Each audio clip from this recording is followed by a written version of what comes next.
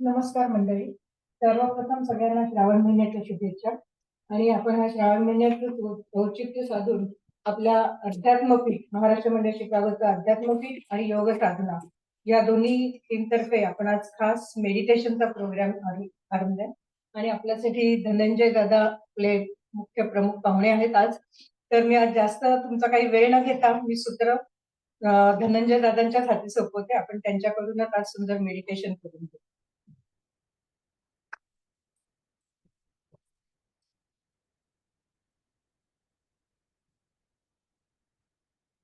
Okay, welcome.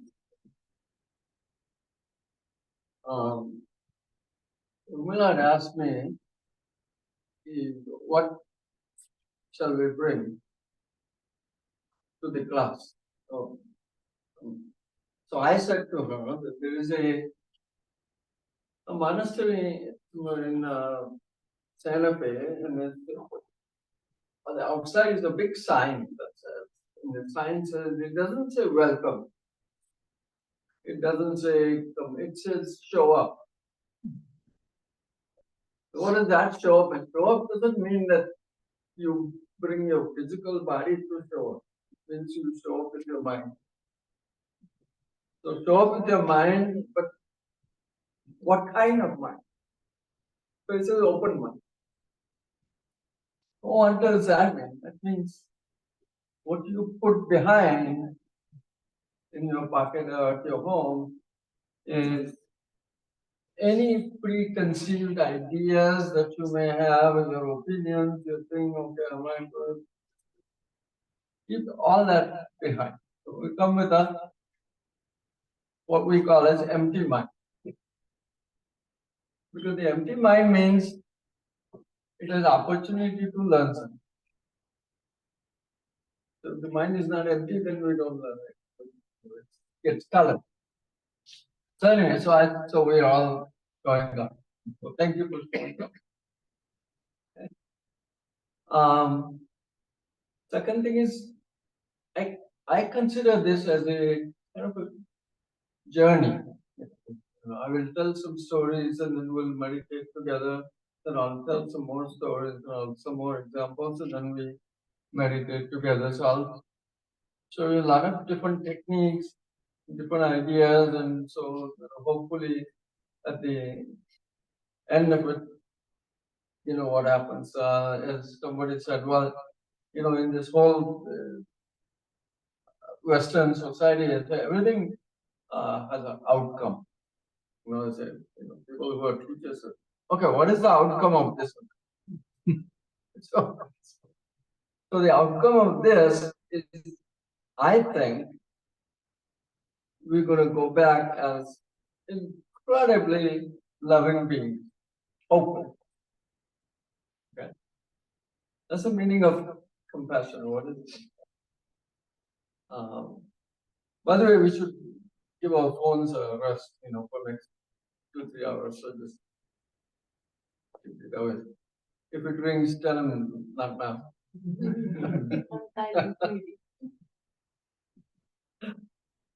Okay. So that's one of the biggest temptations.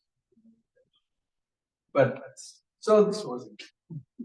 Let's just do this together without any distraction. And I'll be talking constantly, so there will be no distraction. So, so some stories. What does compassion mean, or what does that mean? I teach at Benedictine University. And every time I go to the bathroom at Benedictine, this is really incredible, is all the counters are all wet with water. It's just water. I was saying, so then I take the trouble of taking some napkins out, clean them up, dry them up, so the next person who comes in has dry counters. Simple thing. Right? So some of this stuff in compassion comes like this. There's another story is there's a farmer, and his farm was growing a lot of wheat over it. So he went to a, what we call as weed master. So weed master, what my farm is growing so many weeds. What can I do? You know, you're a weed master. You can teach me. And he says, okay, take this sample soil, replace the soil with this one, and see what happens. He'll come back. And he comes back after a while, and he says, no, they're still growing. The weeds are still growing. So he says, why don't I give you this special water? You know, there's some magic potion in there. Water them, and they will go away. So he still goes back, comes back after a couple of weeks. You know, he says, what with the weeds? He says, no, they haven't gone away yet. They're still growing like, you know, anything. He said, okay, fine. I'll give you this seeds, throw them in and see what happens. Again, he comes 3 weeks in, as you can guess, right, nothing has happened. He tells the weed master, you know, what can I do? He said, did you give the new water I gave? He said, yeah. He said, did you put the seeds that I gave you? He said, yes. And did you replace the soil? He said, yes. And he said, and the weeds are still growing? And he said, yes. He said, then you must learn to love them then.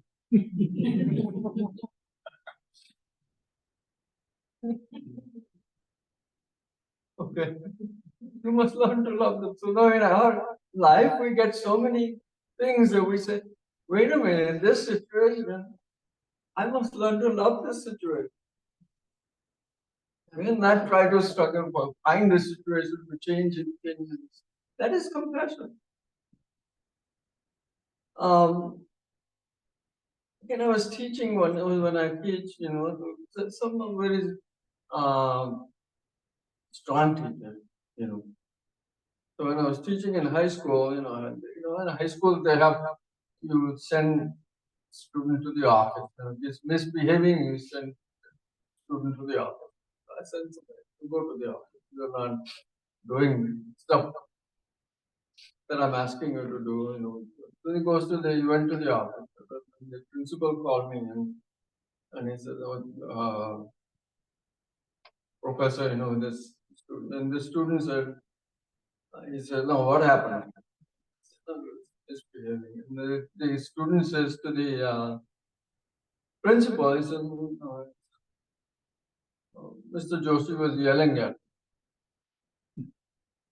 And the principal said, now I know you're lying. Mr. Joshi is incapable of yelling.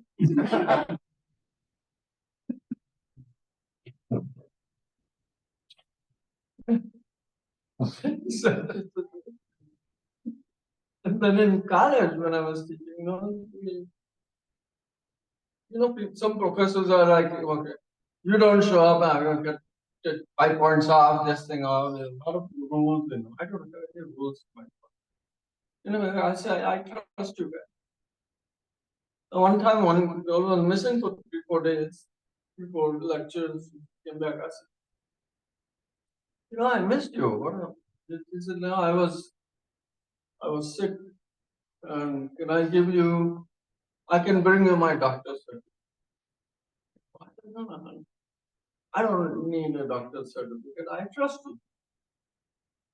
And she started crying. I said, why are you crying? And she said, nobody ever said that to me, that I can trust you. So she started crying. So see, this is commentary on our lives, how we live our life with compassion. And the final story I have is, in our heart, we don't need, we say, okay, I'm compassionate to my friend or my thing, but we can also be compassionate to other things. We notice how we close our microwave door.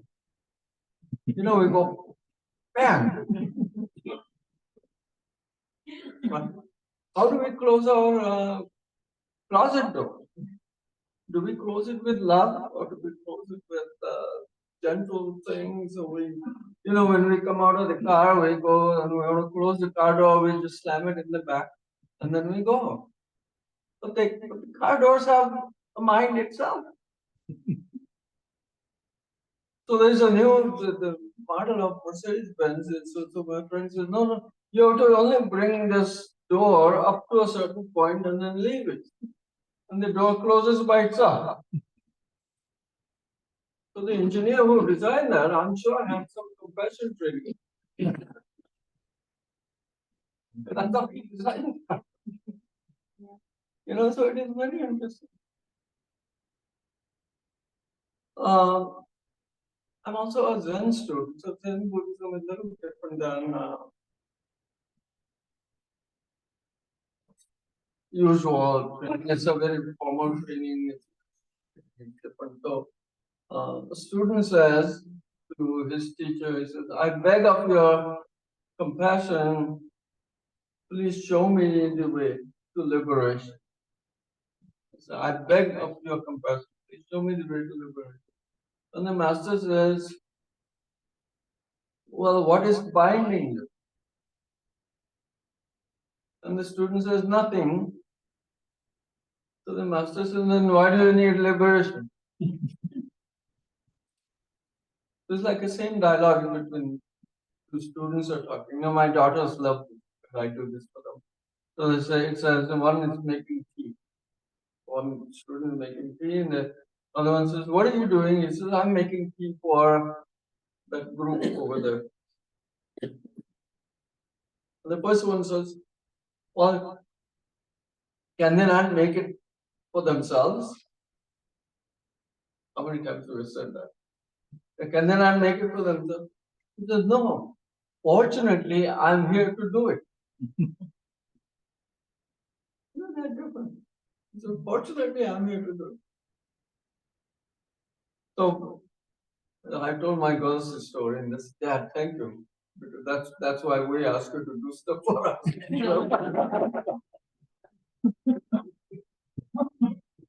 Now they understand, what is that? So and then in my introduction to this, I'm full of stories, so I can tell stories all day long.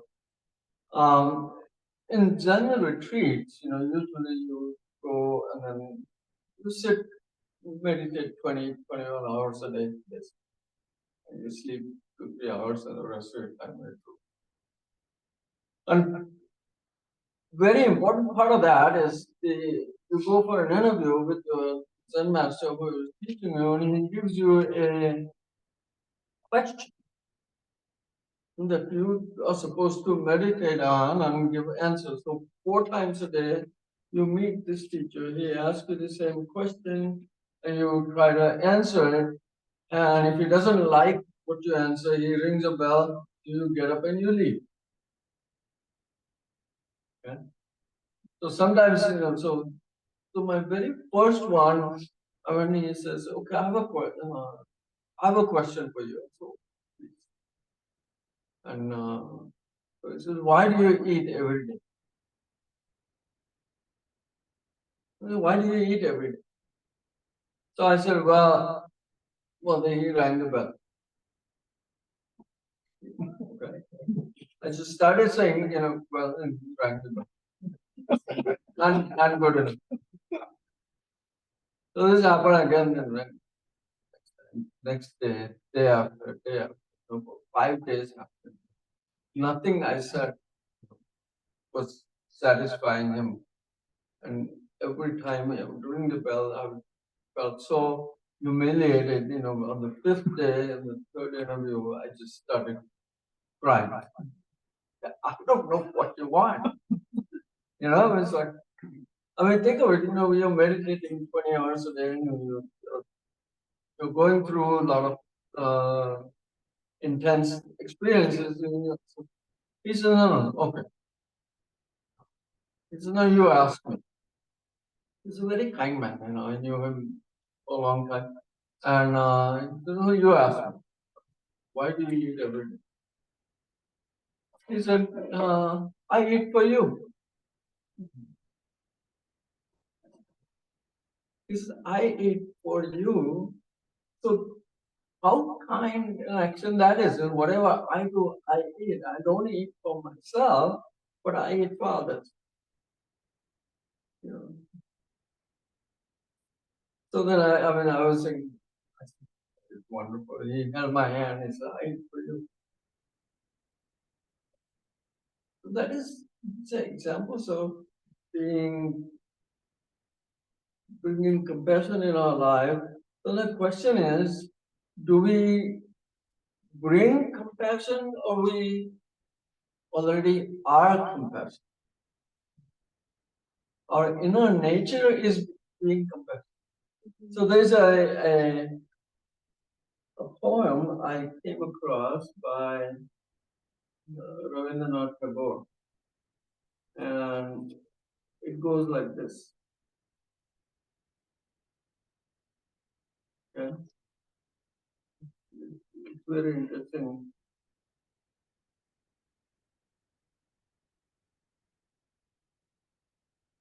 And so all this stuff is very current, you know. With the delirium of hatred, the conflicts are cruel and unceasing in anguish, crooked are its bonds, tangled its bonds of greed. So before we teach our children math, science, and arts, let us teach them the magic of compassion and gratitude. Before we teach our children math, science, and art, let's teach them uh, the magic of compassion and gratitude. There was it's a statement from a doctor who went through a compassion training, and he says, I sometimes see 35 patients a day, and I start feeling connected with my patients. They seem to have become just numbers. I was feeling totally burned out and overwhelmed. I was even thinking of quitting medicine. After I took this compassion practice, things began to change. I changed, and I started using. There's a technique there. So before you enter a room, take 3 deep breaths before you go. For 30 seconds before you. And I started taking 3 deep breaths before entering the exam room, and in my head, I did not take the last patient with me in this room.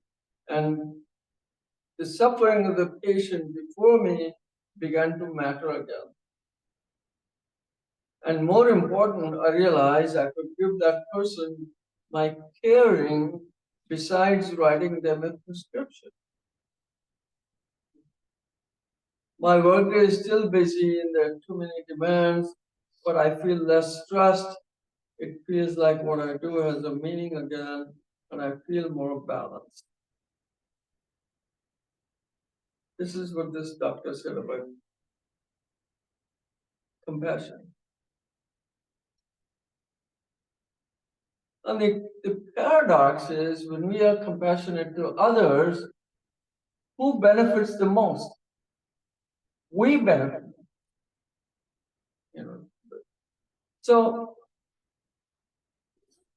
they did a research on how we are naturally compassionate. So they actually take 2 or 3-year-old children, okay, the children, and then they had some older person sitting next to them, and they, without saying anything to the children, he would say, "You drop something on the floor," and seem like okay, struggling to pick up.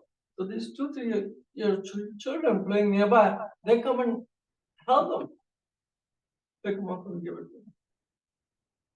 They did this experiment. So even at that age, the compassionate nature comes forward. So And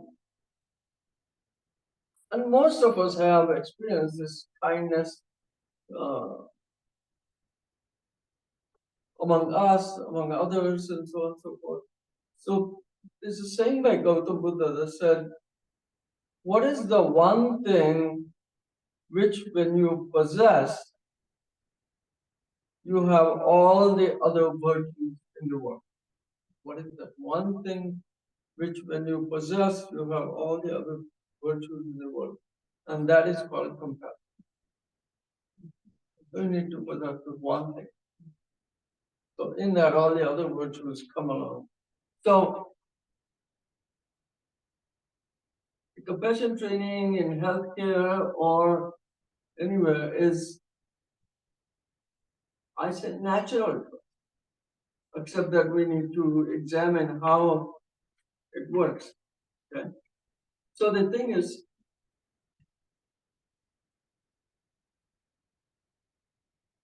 there's another example of my Zen teacher told me.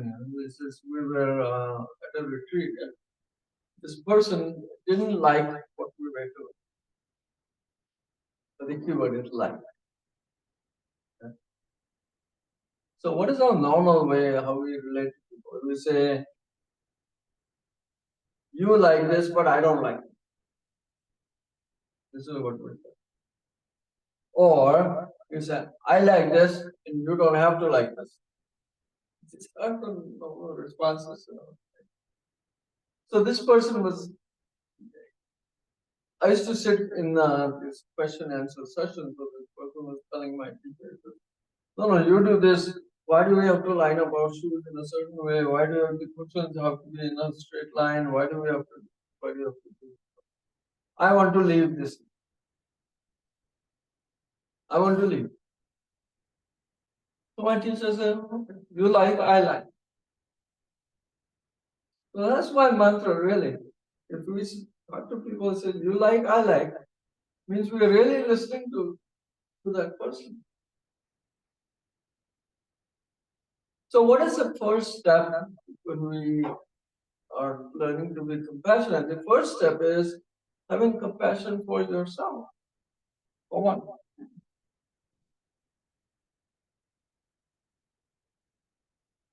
And is that a natural thing? But sometimes it's not, because we have, like, anxiety disorders, we have, we get burnt out at work and all that, but we are be compassionate to ourselves. So self-compassion takes a little practice. It's not being self-centered, that's different.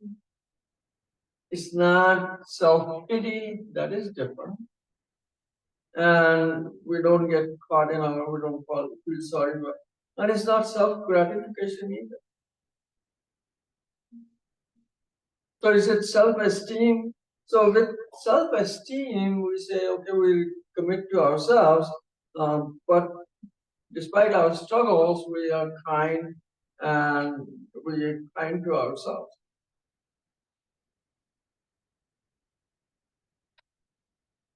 So, like two questions. So anyway, so self-esteem is like believing in compassion for ourselves.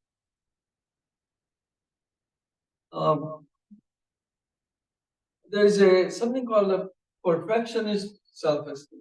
There's a Tibetan saying that says, what most people's ideas of self-esteem is this: envy towards the above. Those are above me, I envy them. Okay? Competitiveness towards the equal. So for I'm competitive. I want to be better. And the third is contempt towards the Lord. Okay? So we don't compare, we become honest, and there's many meditations we do that called compassion meditations. We say we have the instinct to be kind, to be ourselves, and extend this sorrow. So we become kind to ourselves, we become kind to this table, we become kind to this chair. So to be kind to this chair, we have to be some awareness. You know, in my mind, you know, I'm sitting on a chair, it's only 50% of the knowledge. Okay? When did this chair become a chair? Only when I sat. When I get up, I'm gone. This is no chair. So when I'm sitting on a chair, I'm grateful that the chair is also holding me up. Right? Isn't it identified as a chair? It's only label. Oh. The function is body supporting this thing is supporting this body. I don't have to name it.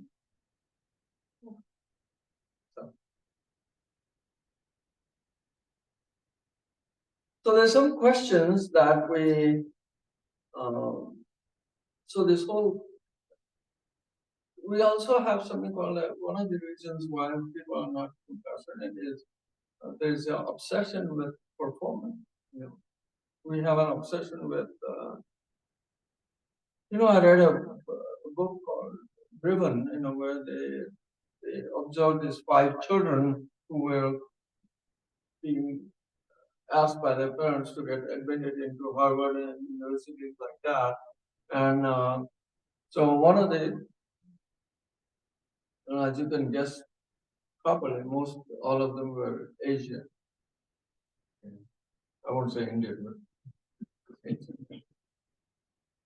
So one woman went to school. She was very upset at school. And so I one of the principals. She said, you have AP Science, you have AP uh, Chem, AP Bio, AP Physics.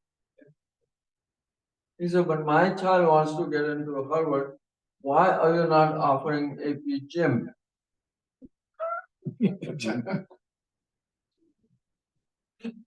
Why your school is not offering AP? It's like saying, the child comes home and says, Mom, I got 99 out of 100 in my algebra exam. Where'd you lose the one?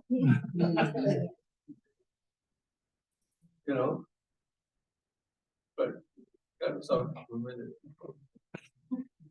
Where'd you lose the one? So think of these questions. I'll read these questions and in your own mind see what you feel. Okay? So we answer these things on a scale of 5, 5 to 4. Think. So question 1 is I try to be understanding and patient towards those aspects of my personality I don't like.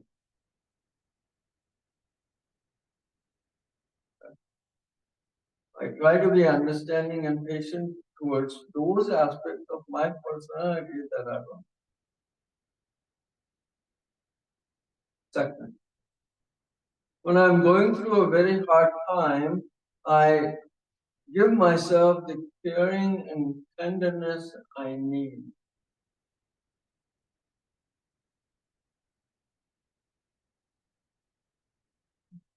Third is when things are going badly for me, I see the difficulties as part of life that everyone goes through.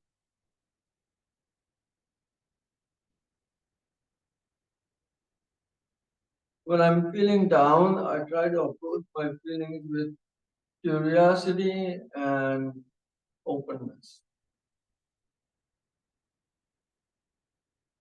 It's a very profound question, how we live our life. And when I fail at something important, I try to keep things in perspective. Okay? So these are kind of really compassionate things. And sometimes our responses are things like that.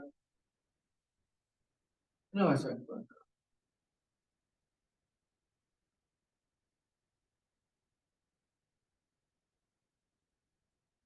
people say, well, I'm such a loser. You know, we get it like that. Or my life's really screwed up. Or I wish I could die. You know, things are coming up. You know, so here's something a friend of mine wrote. It says, as parents, and those of us who have children who could relate to this, says, as parents, my wife and I watch our daughters for two common forms of self-harshness. One is a generalizing tendency in the face of adverse experience, in other words, turning failure and disappointment in a specific situation into a universal characteristic. For example, when our relationship with a friend breaks down, and we, you know, I know my kids, someone said that I'm never going to make friends again.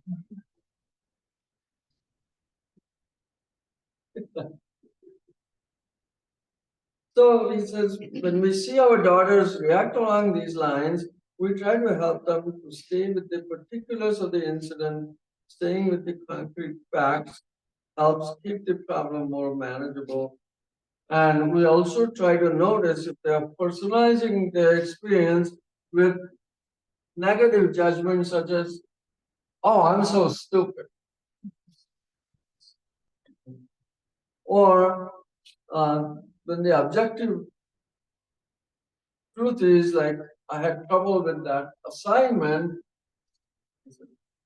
Oh, I suck at math. The examples of where we find things are. So the question is, what does compassion to ourselves mean? So whether we are not parent or not, we can be a parent to ourselves. Yes, children we are parents, but can we be parent to ourselves? So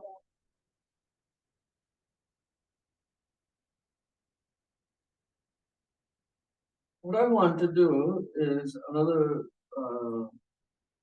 It also takes courage to some extent and trust. And I have another one I want to do. I've collected this. Oh, sometimes we are even, if you can imagine, we are afraid of being best. You know, we want to help somebody, so why? So think of these, read these statements and see if it applies. People will take advantage of me if I'm too compassionate.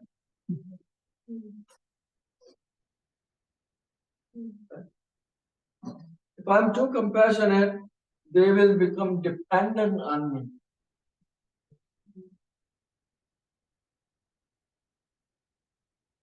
People should help themselves rather than waiting for others to help them. And finally, there are some people in life who don't deserve compassion.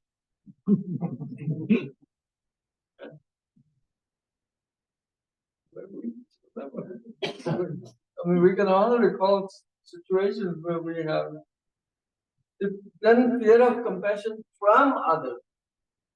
You know,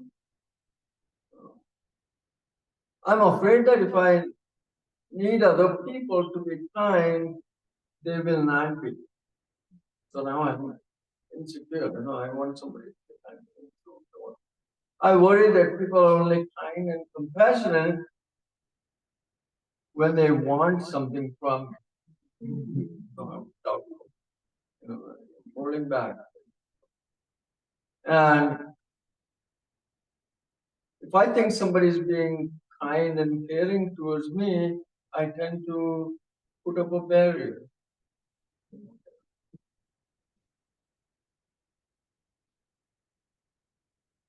And I fear that if I am more self-compassionate, I will become weak. And I fear that if I feel compassion for myself, I will feel sad. So each of us have these feelings to some extent, and so we watch for them. You know what I'm saying in these classes, we become more aware of. So when we do the meditations, to be aware of it, the first thing we start with is our breath. So let's practice it. So the way I will do this is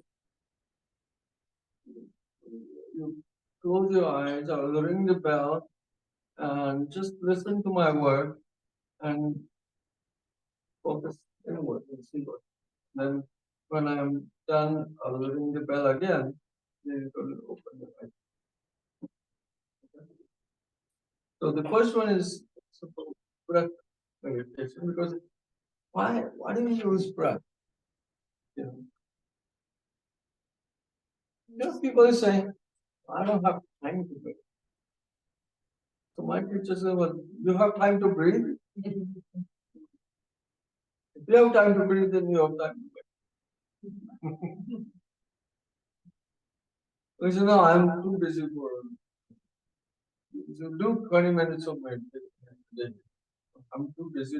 He said, you're too busy to do 20 minutes, then you must meditate for 40. If you're too busy to do 1 hour, then you have to do for 2 hours. Change of paradigm a little bit. So breath is very important. Why? It's free. It doesn't cost us anything. We don't have to, buy expensive equipment, build huge shrine and so on and so forth. You could use your breath anywhere. I meditate anywhere. I come to a stop sign, I count my breath 2, 3 times, whatever it is. It takes from green to red. Sometimes I do more and then people honk at me, but that's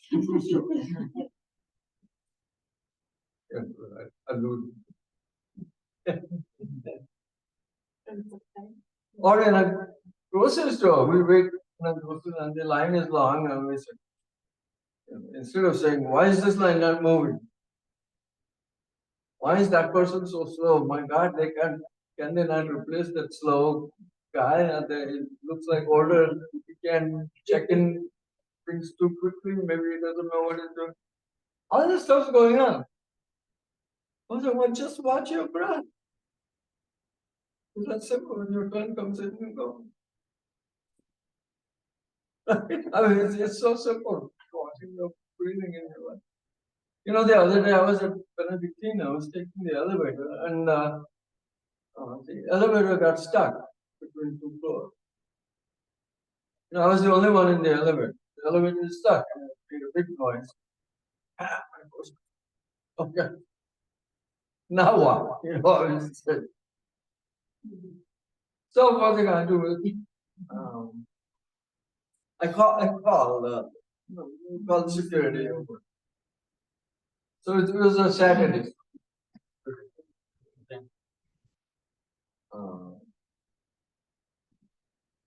Few minutes because we have to locate it. I said, okay, I'm here. So I was 30 minutes. I said, how many 30 minutes? So I was like, okay, breathe, breathe. So eventually they came. So this is how it comes in handy. I could have said, all kinds of thoughts in the mind saying, why is this? damn elevators, they don't keep maintaining this, that, all kinds of thoughts can come in the mind. This university is spending not money on maintenance, who knows what it is, you know. But we can answer, Is this why I come to America?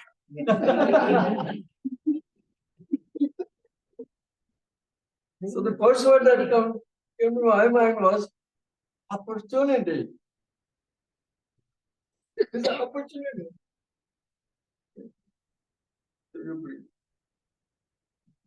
So let's do this breathing. Okay? So be comfortable.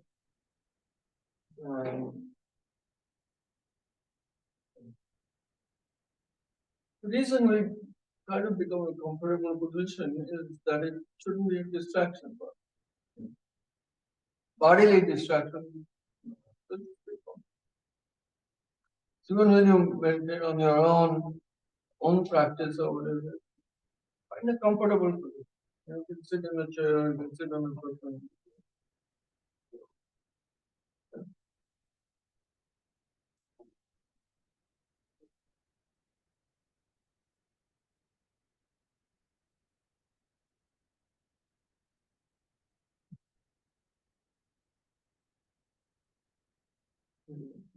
Yeah.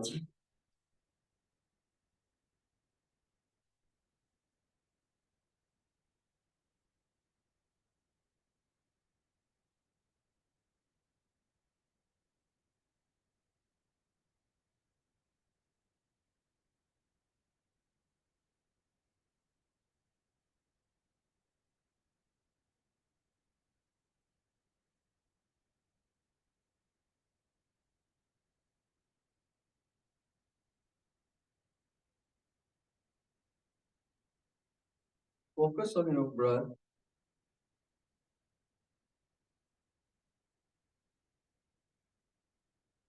As you inhale and exhale, you can focus where your attention is with your breath, whether it be around your nose or easier is on your abdomen, where you see the rise and the fall.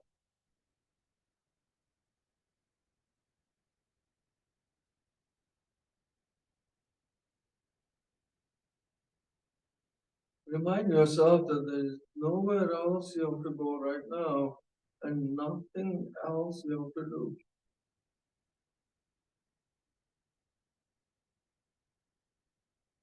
This is your only responsibility, looking after your own mind, which is your primary responsibility anyway.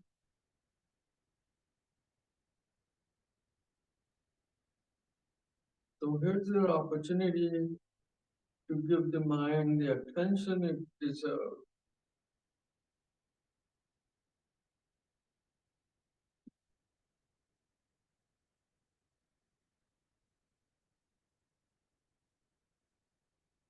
To find a sense of well-being in the present.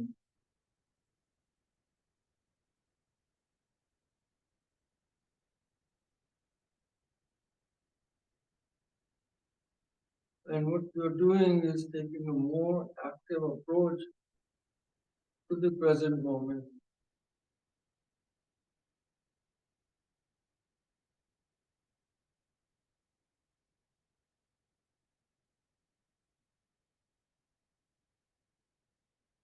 So be very clear about what your intentions are. And this is why we stay with the breath, because breath is the closest thing in the body that there is to the mind, and it's the most responsive to the mind.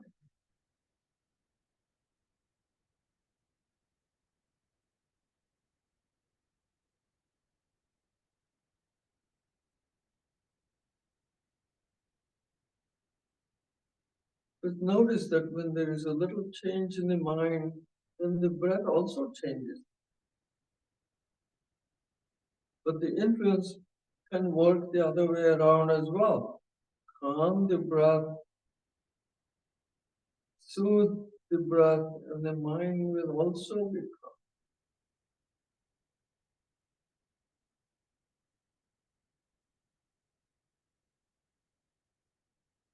That is a skillful way.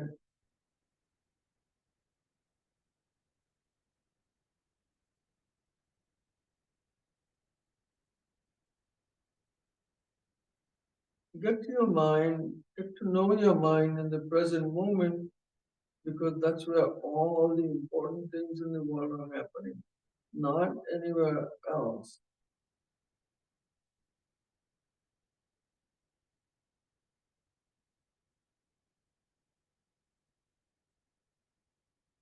The internet, the TV, the media, it's all something someone else is doing, not you.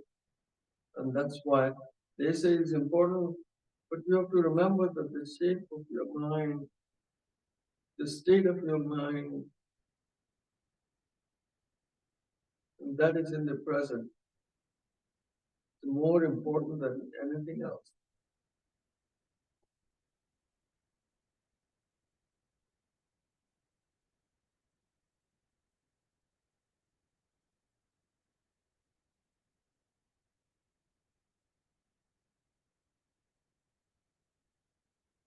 If you feel any sensations, just note them as sensations. If thoughts arise, you say thinking, thinking, and go back to your breath.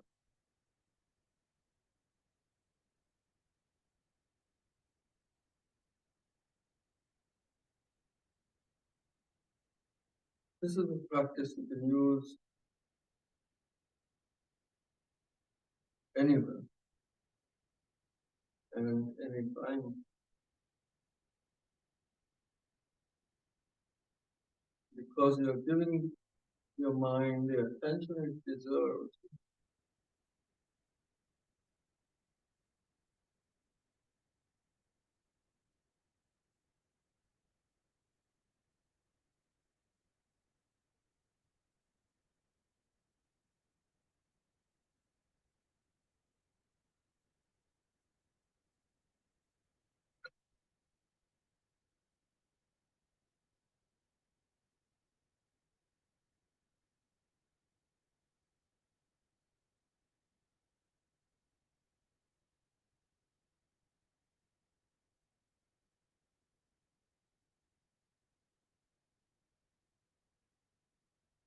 You can open your eyes.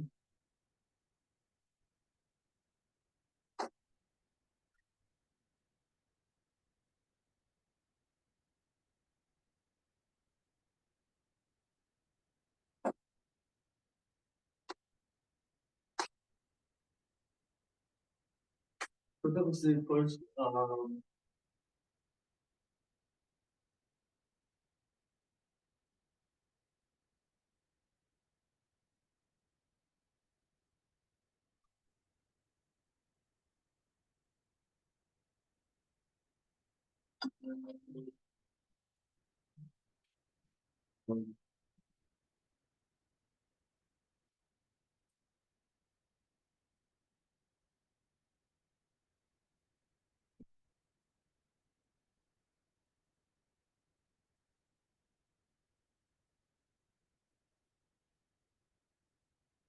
So there's something called to understand compassion. There's several aspects of it. So first is called the intention. You know, anything we do, there's always an intention, but we never notice it. We're not aware of it. You know. A very simple example. A mosquito or a fly comes on your hand. I was going to say spider, but women in here probably. a mosquito sits in there. And what do we do? Right? How did that happen? It was an intention to kill that mosquito that we completely missed. Because if we had seen that intention, we may have, instead of doing this, we may have done. Think about it. That makes sense? We missed the intention. The intention came saying, I don't like this mosquito in here. It's maybe not so much detail, like it's drinking my blood and whatnot. But my immediate reaction without being aware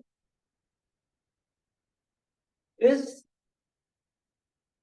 what? Anger. When we get angry, if we ever, angry feeling arising, if we ever spark the intention, then we would not say the things we would normally say. Our mouth, will not open. In our body, the ear has only one job, right? Hearing. The eye has only one job, it's seeing. The nose has only one job, it's smelling. There's only one job, it's smelling. Where's the trouble? We have two jobs, eating and speaking. So it's very confusing.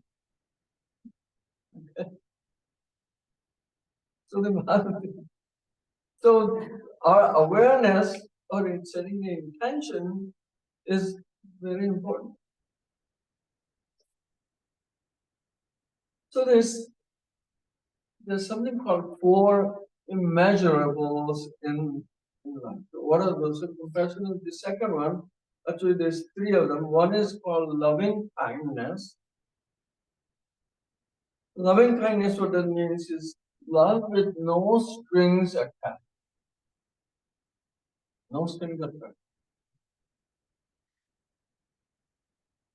Second is called sympathetic joy. Sympathetic joy means we experience happiness when somebody else is happy. Okay?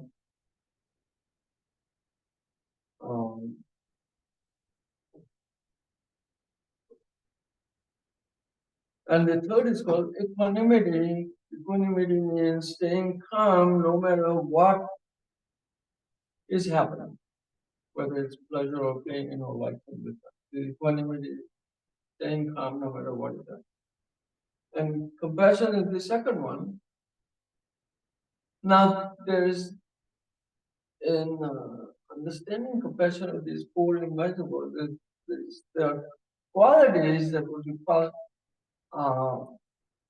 there's a term called far enemy. So here's a quality. So what is the far enemy of compassion? The far enemy is that these are like the other extreme. So far enemy of compassion is cruelty. Yeah. The far enemy of loving kindness is ill will. The harbor ill will again.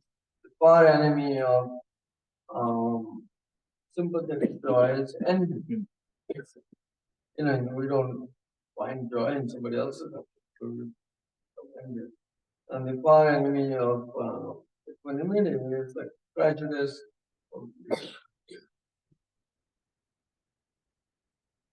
Now somebody says there's far enemy of the question. Are there near enemies? Yes, there are.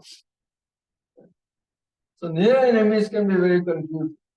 So for the compassion for loving kindness, the near enemy is selfish affection. We mistake selfish affection for compassion. Okay.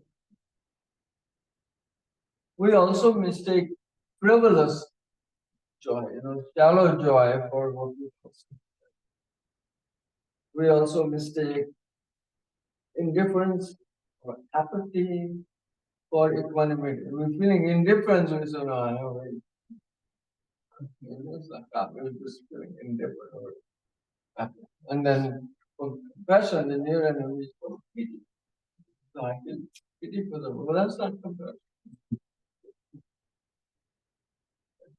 So these are interesting things about. So now the question is, how do we set our intention? So intentions are always kind of deliberate, and we there's an exercise for intention. Shall we try? Let's try. Yeah. We'll do another.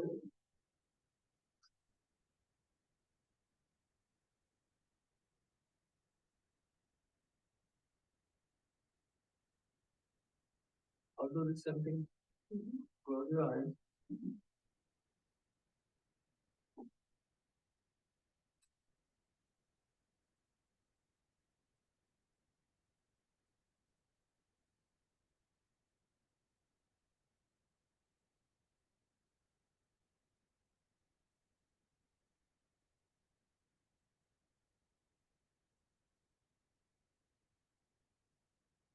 Find a comfortable sitting posture or on a cushion or a chair.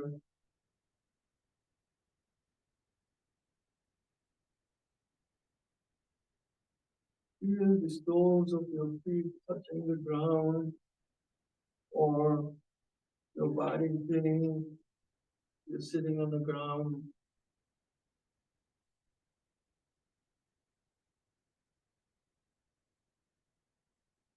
Relax your body, especially with your shoulders and your back.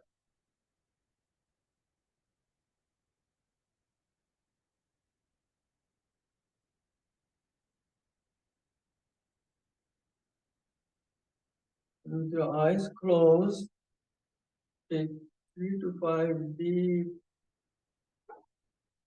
breaths each time, drawing the inhalation down to the belly,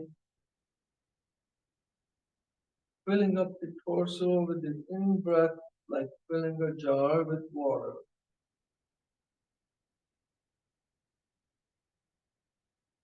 And then with long, slow exhalation, expel all the air from the torso.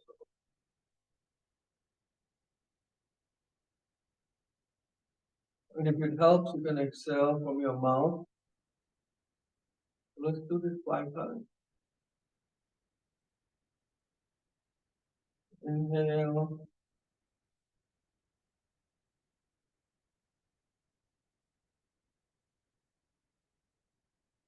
Exhale.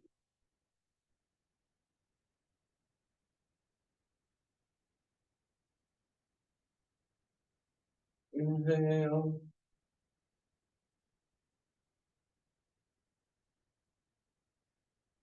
Exhale.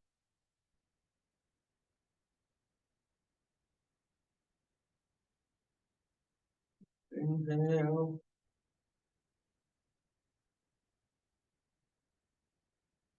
Exhale.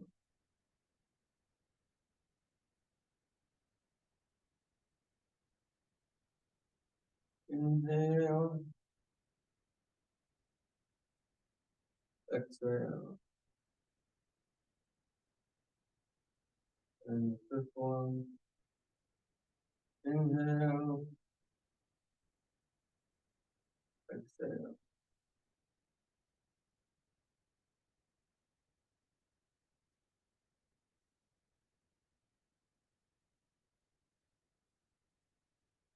Now contemplate on the following question. What is it that I value deeply?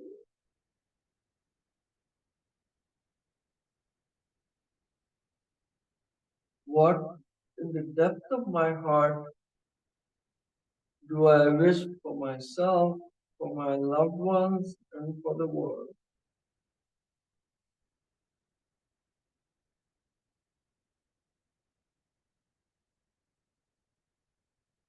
stay on these questions a little and see if any answers come up.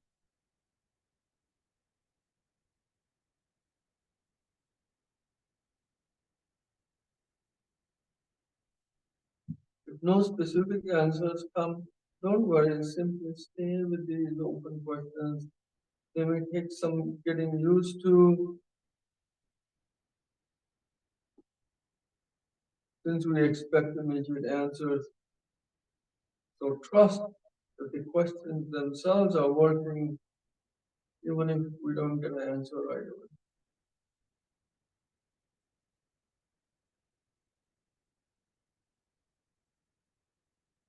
And now develop a specific set of thoughts as your conscious intention for this day, for instance, or for this afternoon, as you sit in this house and think of it this way.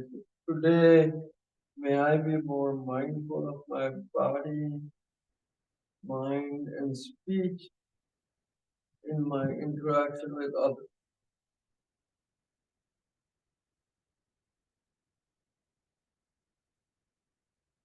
May I be more mindful of my body, mind, and speech in my interaction with others.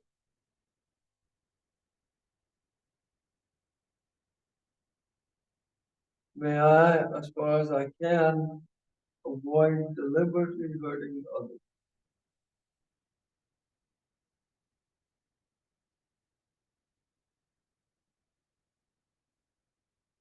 We are setting these intentions. May I relate to myself, to others, and to the events around me with kindness, understanding, and less judgment.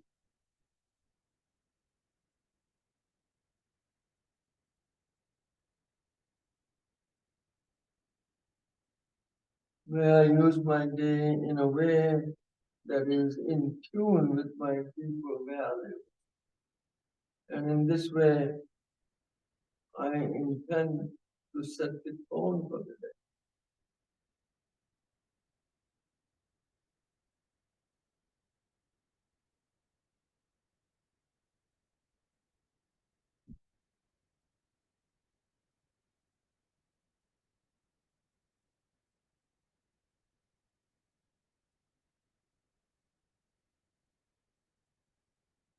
Then you repeat, may all beings attain happiness and its causes.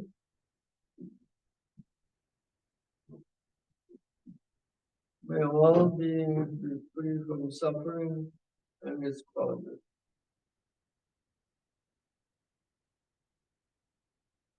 May all beings never be separated from joy that is free of misery.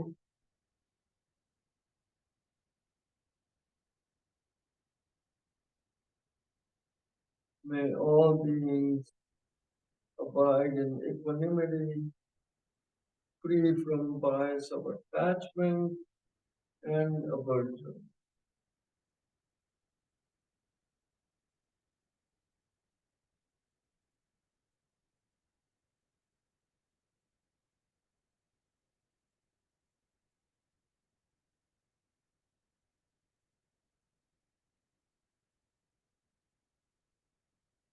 And now we're going to combine this with another exercise called dedication.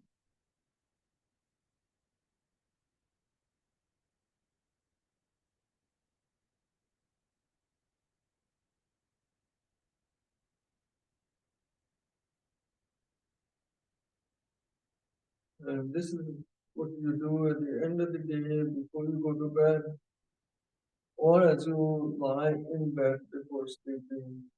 You reflect on your day. Briefly review the events of the day, including significant conversations, moods, and other mental activity,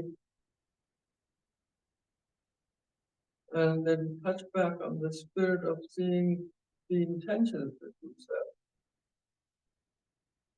and see how much alignment there is between the two. It's important not to get caught up in the details.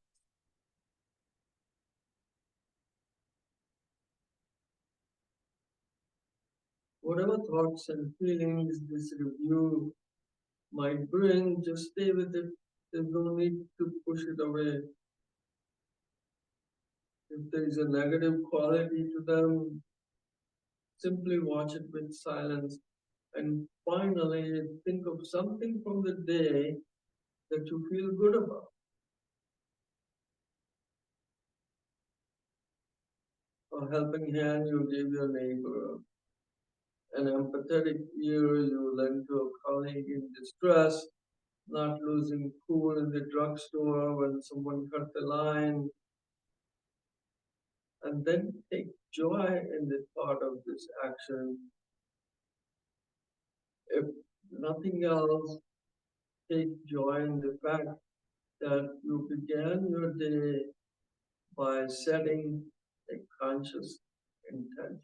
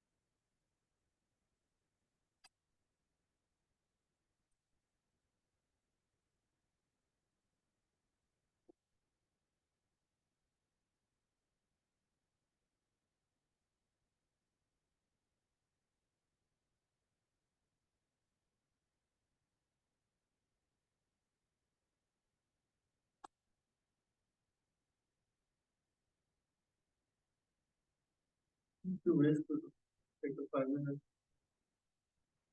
right? Everybody would like a 5 minute break. Little intense stuff, but no.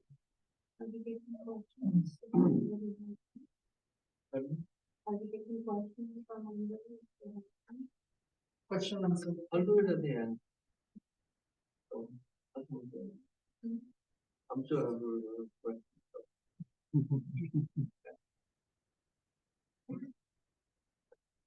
I have a question. How many of you are bored of doing?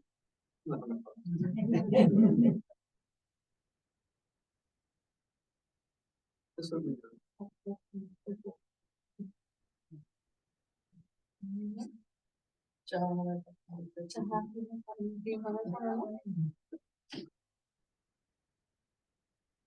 Only the words that your mind is the devil's advocate. I mean, my mind is the devil's advocate. Empty mind is the devil's power. You know, you're saying empty mind is a beautiful thing. I understand. How do you take the devil out? So I'll clarify my. Pardon me? I'll clarify the meaning of empty mind. This empty mind, not allowing the devil in. If you allow the devil in, then we God don't allow it. So you create beautiful thoughts to begin with. So if you don't have place for devil, you're supposed somewhere else. That makes sense. You know, the thoughts that come in my mind, when it says, when you have guests come to your house, and you give them tea, like Sunita has given us. So they stay, right? So we give them food that they stay even longer. That's good. If you give them more food and more things, make them comfortable, then they will stay overnight. Or travel. So the thing is, this, let the thoughts come in your mind and go. Just don't give them tea. So then they come and then they go. They won't stay because you're not giving them tea. You don't put two positive thoughts against one It negative. doesn't matter. They come and go. That's very important. Thoughts will come. You can't avoid them. That's the nature of the mind.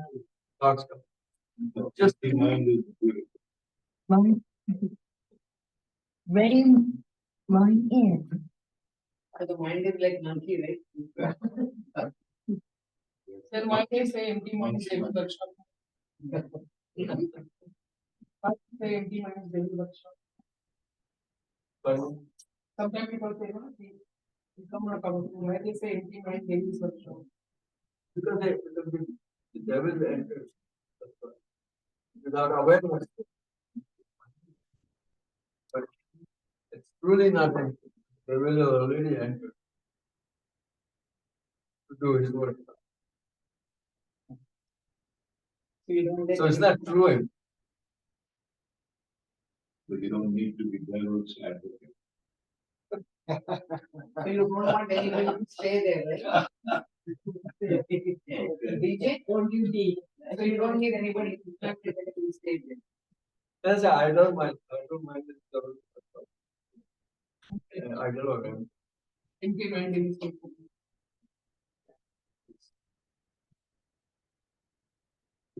Saying how it was.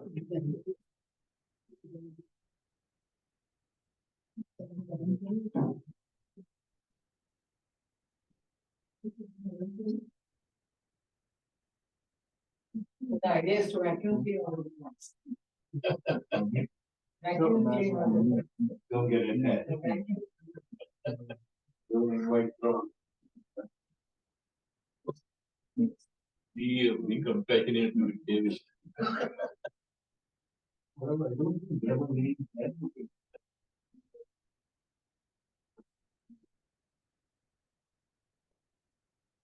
Mind does not contain mechanistic care.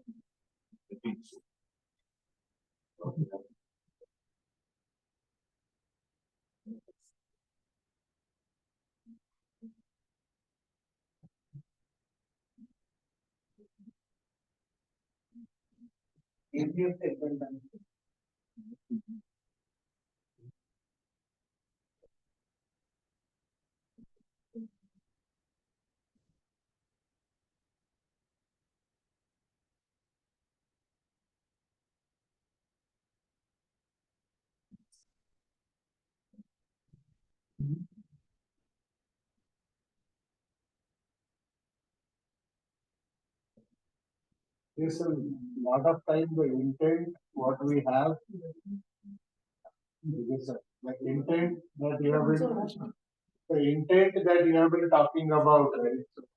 I mean, it is so natural, right? The especially things like the example that you gave on even lot of things, right? Yeah. So So so how do you so how do you change your intent or at least be aware so that you can then change your action. I think the way that once we develop this practice of mindfulness and being aware of that, and we have to train our mind to do. We're not trained, our mind is not trained. So our daily practice of results in the morning. So then the mind gets trained to do. Then during the day it also comes. So it's at work. Your boss says something. No, thought comes in, no, I don't like what he said. But so we, yeah, Or with awareness, we can act. We don't react, which we normally do. React. But we need to act. So act comes with awareness. So then it's a very good process. If somebody says something, it's some things arises in my mind. So then I watch it arise. I'll give you a very simple example. My wife was away for 3 days somewhere. She came back. I spent many hours cleaning my house in preparation for her.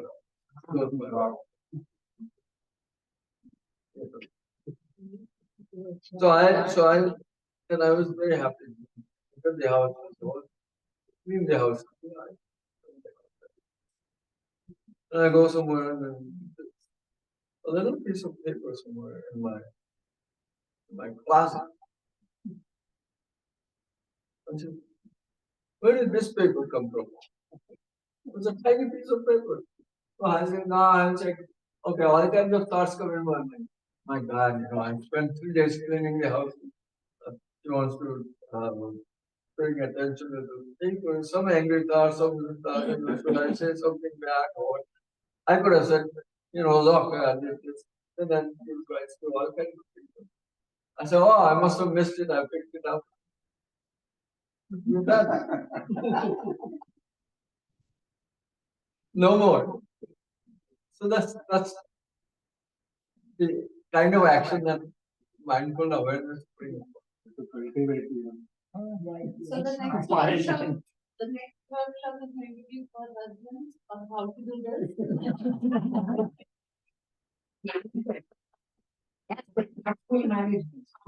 thoughtful living and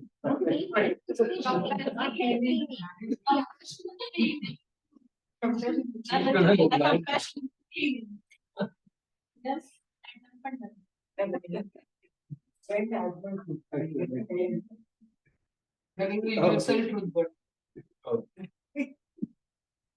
Shall we do the next one? yes.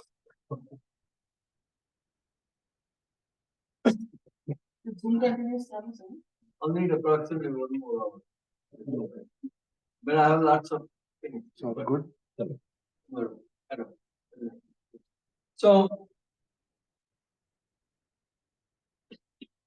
there's a Tibetan saying that how do parts kind of work? What happens? So we let ourselves be at the mercy of our heart. We let ourselves be at the mercy of our thought, and then our thoughts are at the mercy of our negative emotions. So in this way, we undermine ourselves.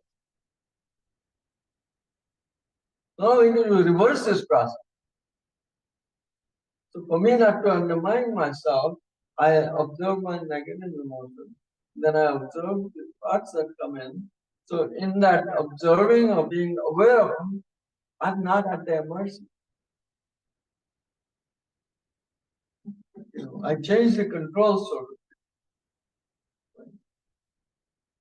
So we need to cultivate 3 skills if we want to apply our mind to impact. What are those 3 skills?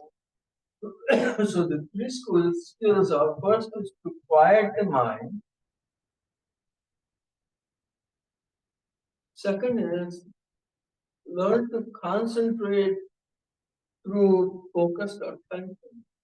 So quiet the mind, learn to concentrate through attention, and the third is strengthening our awareness.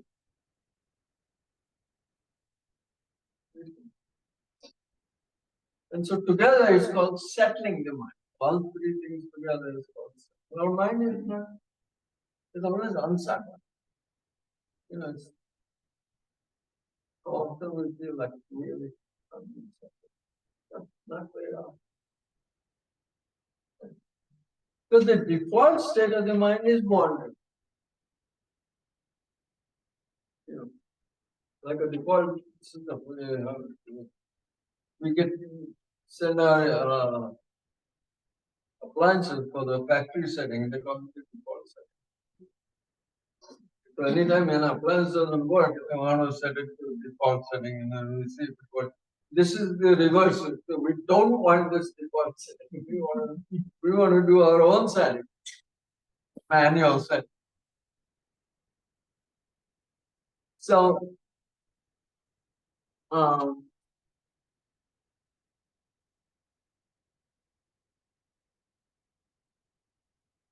let's see if I find something.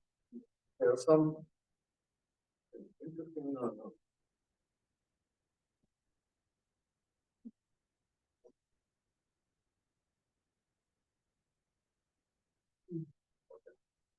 Let's learn something called the deep breathing.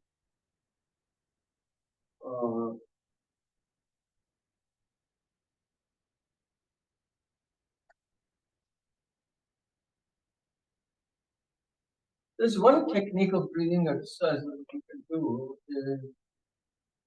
It's called counting. Those who are not really experienced into counting it's simple technique. We don't have to do it, but think of it. So we inhale, exhale, and count one. Inhale, exhale, count two. Now, I'd like to practice this for. So count without any other parts entering the mind, just counting. Okay? So if you go up to 100, then you're doing really good. But you try this, I don't know how many will be on 10 without anything. Okay. So let's try this. I'm going to close my eyes and now ring a bell for you to open your eyes. So try it for counting. Okay, this is the technique. Inhale. You don't have to say one, but let's try it for a little bit and then I'll ring the bell.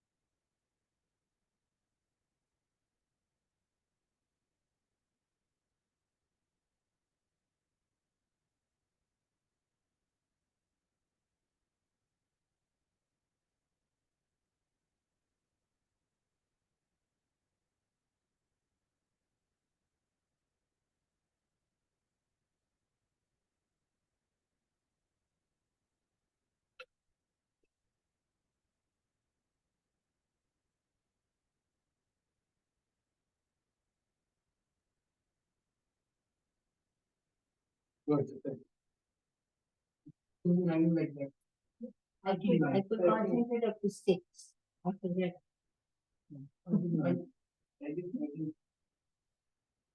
They say, we used to I have agree, this sir. Nine, at 9. mine was like this, but then I brought it back. But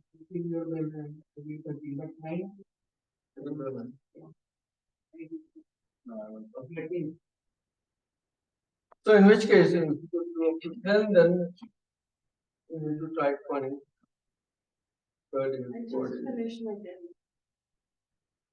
You did? And I just finished them. How come you guys said Then you could no, we started early. She's ready to go for No, point. no, she must be here. Then you go for point. So then what the thing we do is, when we do this particular practice, learn a game called the snakes and ladders or whatever.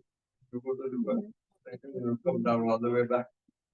So you go 10, 15, 16. Now the thought enters your mind. Go back to one. You start with one again. So it's kind of like it's a useful thing.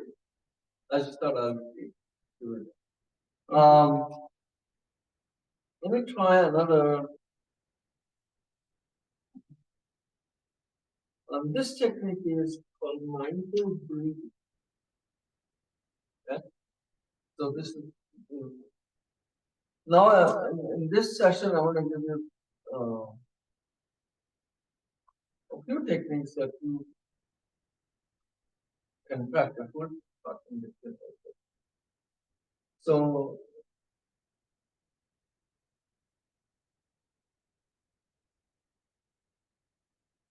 let's learn how to do mindful breathing.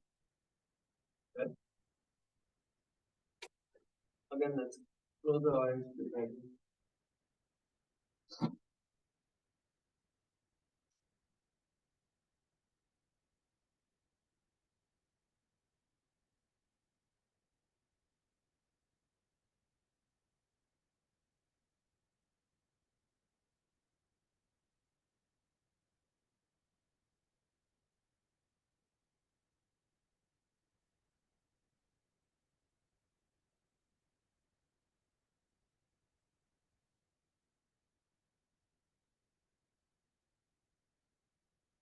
So settle down by taking 3 or 5 deep breaths, and then choose a pace of breathing that is not shallow, but also not making a lot of effort. Make it natural. Choose a focal point to anchor your awareness. It could be like the tip of your nostril, or you feel subtle sensation in your breathing in and out, or at your belly, where you feel the sensation of rising and falling. This way, when you notice that your mind has wandered, you can bring your attention back by returning to this focal point.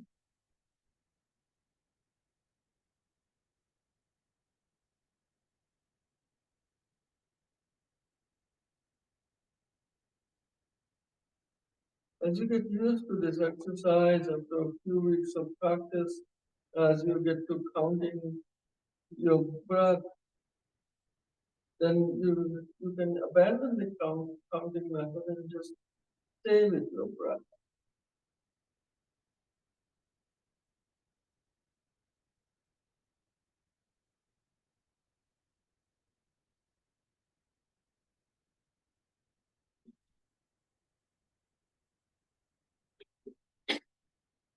Simply let your mind rest on your breath and observe. Do nothing, just follow your breath as you breathe in and out. And whenever you lose your focus and find that your mind has been distracted, gently bring it back to your focal point and rest on your breath again.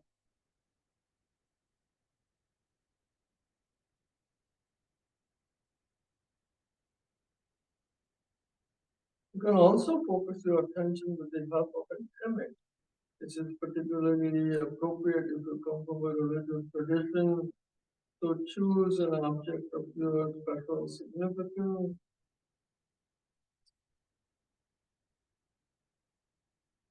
An image of your teacher or image of the God that you worship, or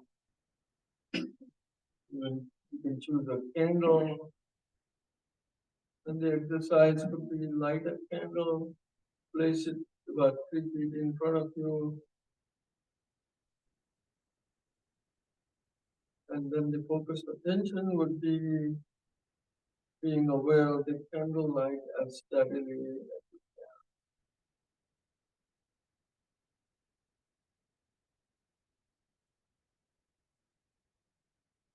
So these are two different techniques that you can use, settling in your breath.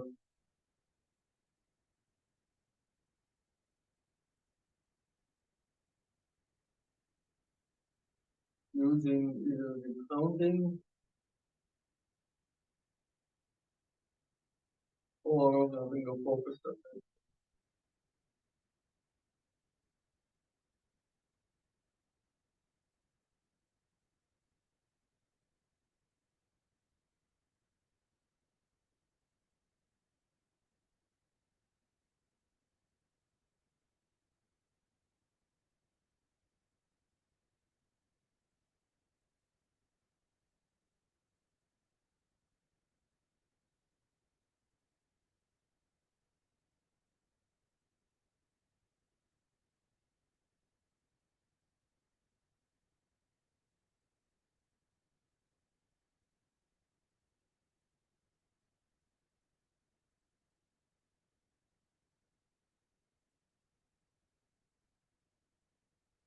When staying in your present moment awareness, notice whatever might happen to enter, exit, or pass by your awareness.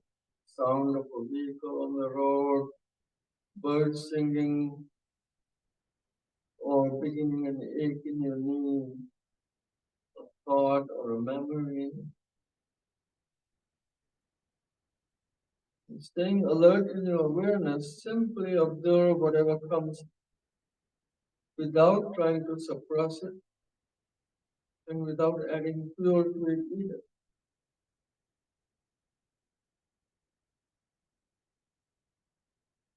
You just observe, acknowledge, and let go. There's 3 steps. Observe, acknowledge, and let go.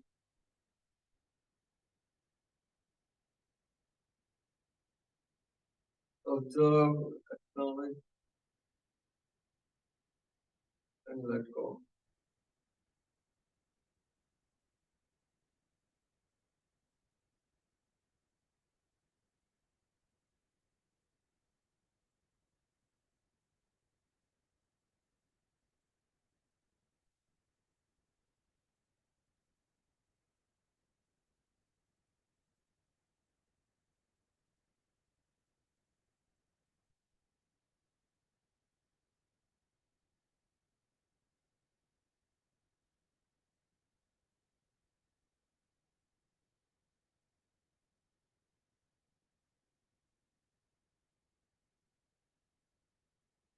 Now, while we are settled in our meditation, let us practice what we call loving kindness meditation.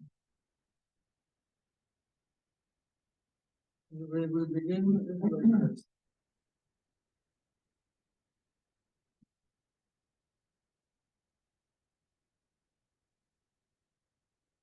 Think of someone for whom you feel a great amount of uncomplicated affection.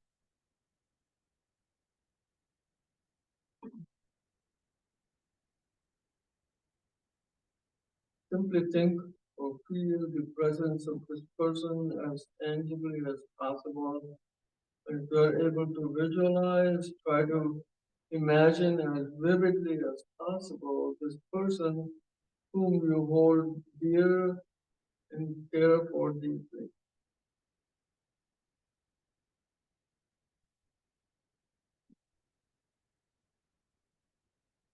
Notice how you feel in your heart as you think of this person.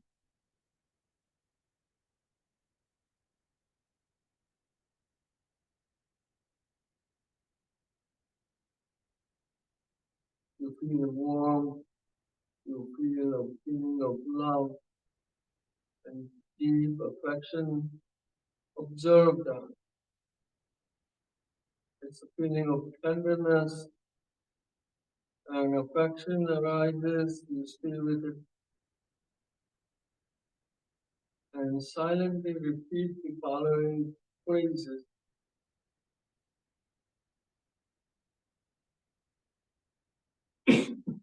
Pausing after every line. May you be happy. May you be free from suffering. May you be healthy. May you find peace and joy.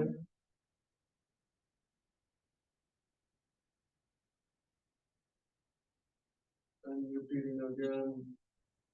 May you be happy. May you be free from suffering. May you be healthy.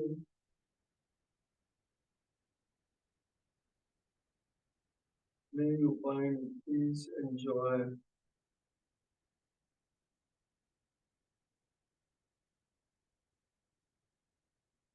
You can repeat the steps of this practice. And next, imagine if you breathe out that a warm light emerges from the center of your heart that carries all your feelings of love and connection.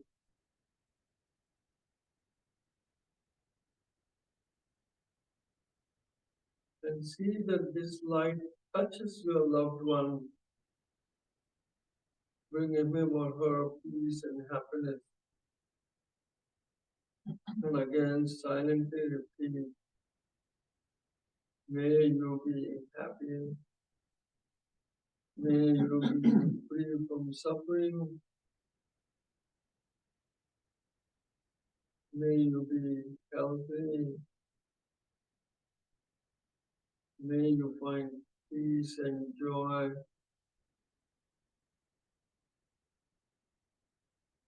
And now rejoice in the part of his or her happiness.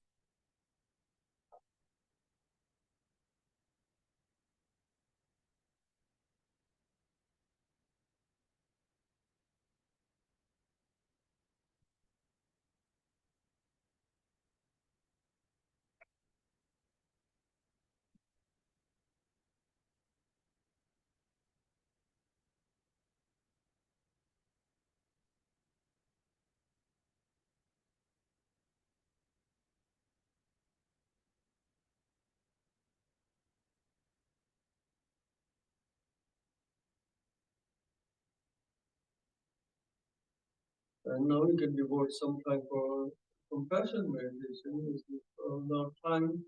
Think of a person you have in mind who's going through a difficult experience. Try to imagine what it feels like. Notice what feeling arises in you, or you think of this person suffering. You may feel an aching sensation in your heart, or a sense of unease in your gut, and an urge to reach out and help.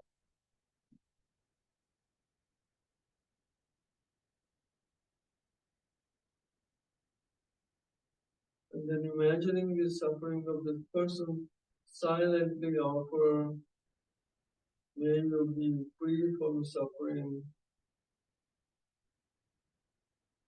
May you be free from fear and anxiety. May you find safety and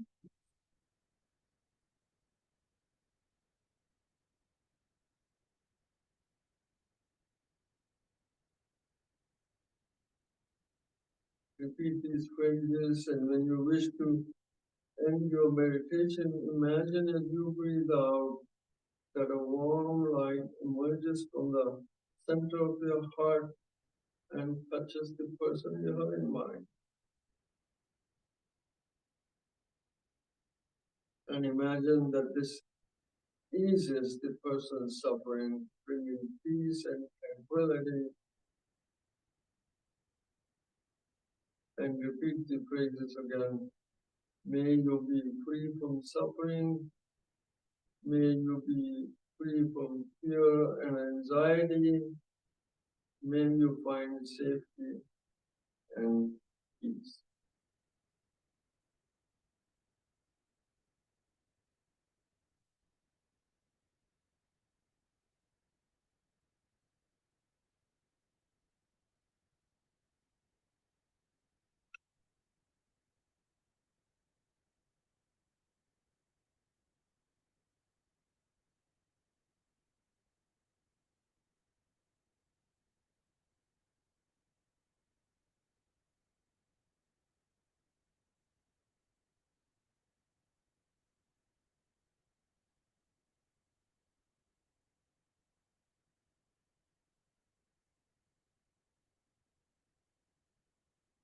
So we kind of learn three things that this type of meditation. The one is to focus, mindfulness, breathing, paying attention. The second we learn was something called loving kindness. Now, that is to the person that we hold dear to us. And the third was the person we hold dear, we help their suffering with compassion. That is called the compassion meditation. Now, sometimes it's to kind of bring our mind to that loving and kind. They say, you start with if you have a pet, you start with that pet in mind. Because, it's always easy to send love to a puppy. Okay? Or it's always easy to send love to this couple, beautiful dog. So it's easy to find a little cat or something. How can you not feel love for a pet?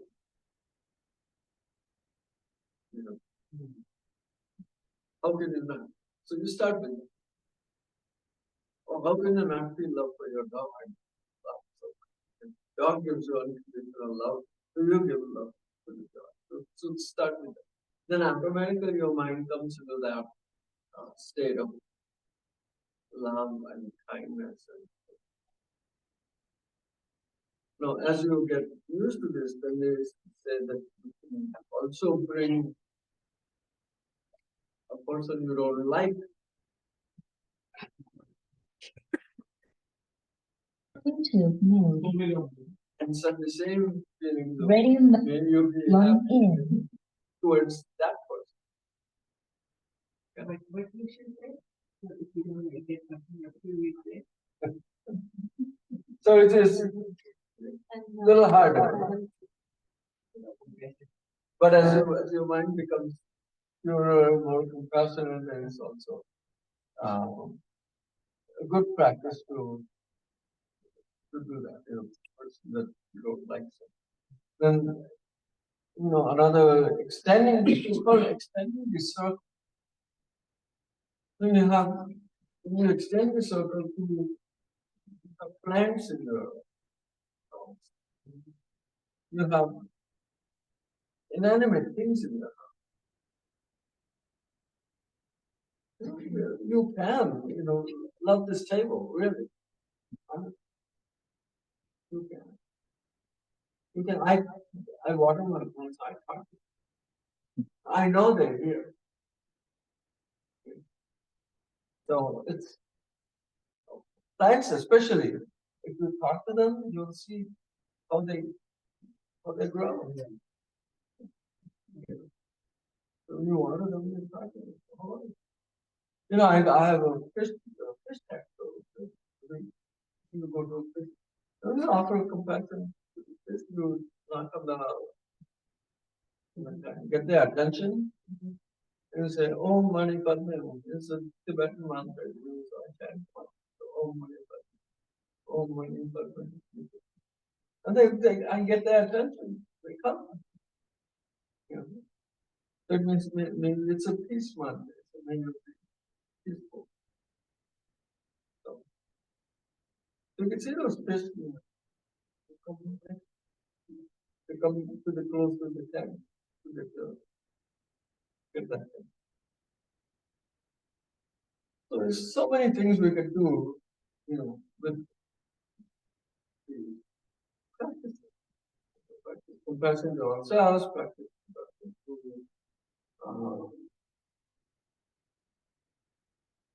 there's a Japanese practice called inside looking in our relationship. So sometimes we have in our relationship, we ask 3 questions. We say, well, what have I received from this person? You know what I'm talking about. The second question is, what have I given them? And the third is, what troubles I caused? It's kind of tough to think of, but this is the way we develop. It's called expanding the circle. So anyway, it's almost. I had a lot of different materials, but I think this is one of the things I have in mind.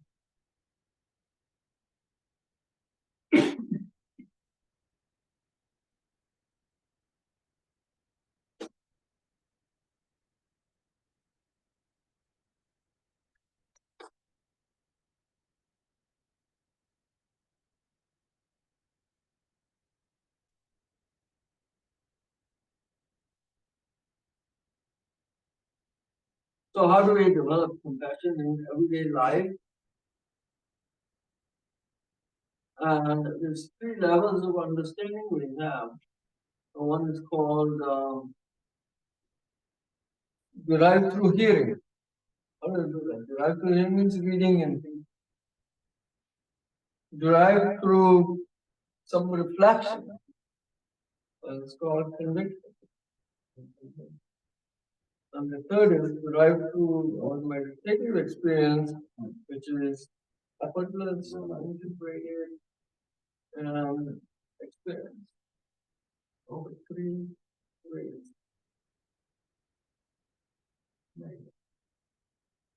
So people have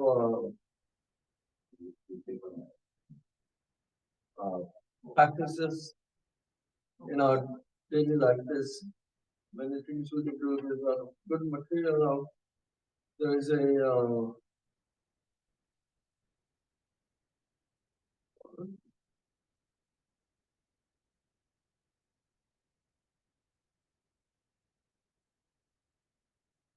so all we need to do is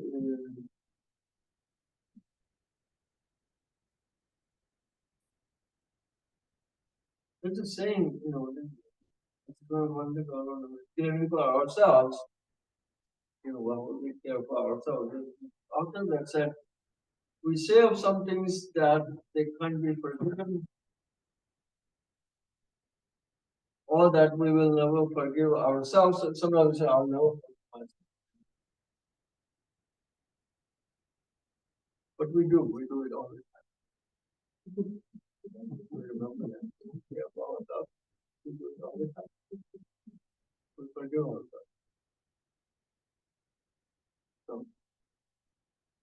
anyway, I hope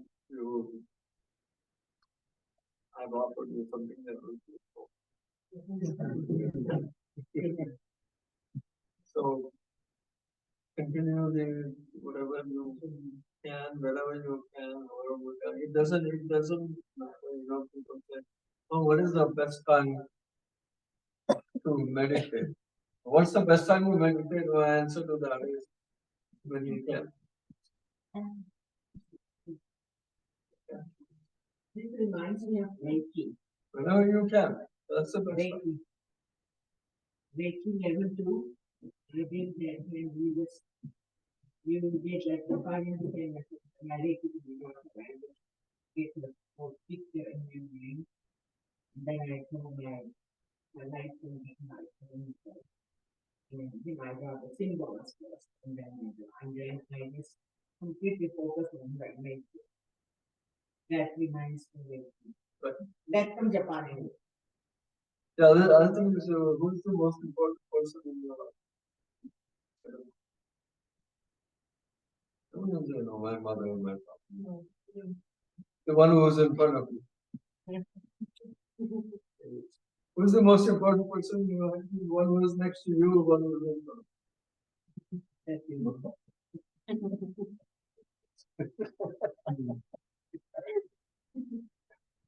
Because nobody else is there next to you. Who's the person who's next to you? Right now, that's the most important person. These are just different things. Right? So I was glad to kind of share that. The last one actually thought about the person we love the most. We thought about the person we are most like the person who's suffering the most around us. How to be compassionate about a person who we know is not going to reciprocate, or maybe it's like just sometimes the other person is not bad. It's just there is a barrier in between, and then you keep thinking of that person as if, you know, you just can't think about that person compassionately. So much to do about that. Yeah, I mean, nothing wrong with that. Not that I'm thinking bad about that person. It's just that there are some personalities that you just cannot think compassionately. You just can't build a hope. Yes, it's not about I'm thinking bad about them. Okay, let me get that clear. Okay. Or maybe they don't need your compassion. Yeah, I get you everything. Let's get That's a new one. So these are the people who bother me the most, to be honest. I'll give you a new. This one is called. It's called Just Like Me. So it says, just like me, just like me, just like me, this person wants to be loved. Just like me, this person wants to be beautiful. Just like me, this person wants to be healthy. That's the one. You see if your feelings change.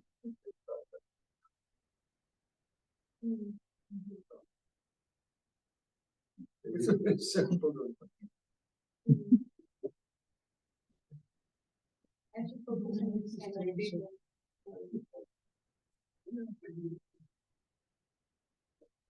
Anger and ego. Compassion is somewhere in you. How do you balance the anger, which is caused by ego, from the ego? I think that the anger is the most common emotion we kind of feel this most of the time. And I think if we become aware of the anger as it is arising, it means we spot it before it spots you. So we catch anger before it catches me. So then I can handle The it. mind justifies it. It's a death game. Actually, your ego is the place for that. Of course, as long as we think of, as soon as the I comes in, we have trouble. You know, there's a saying that says when you have this eye trouble, we use eye drop, right? If you have big eye trouble, capital I, trouble, we drop the I. Yeah. It's the other way around.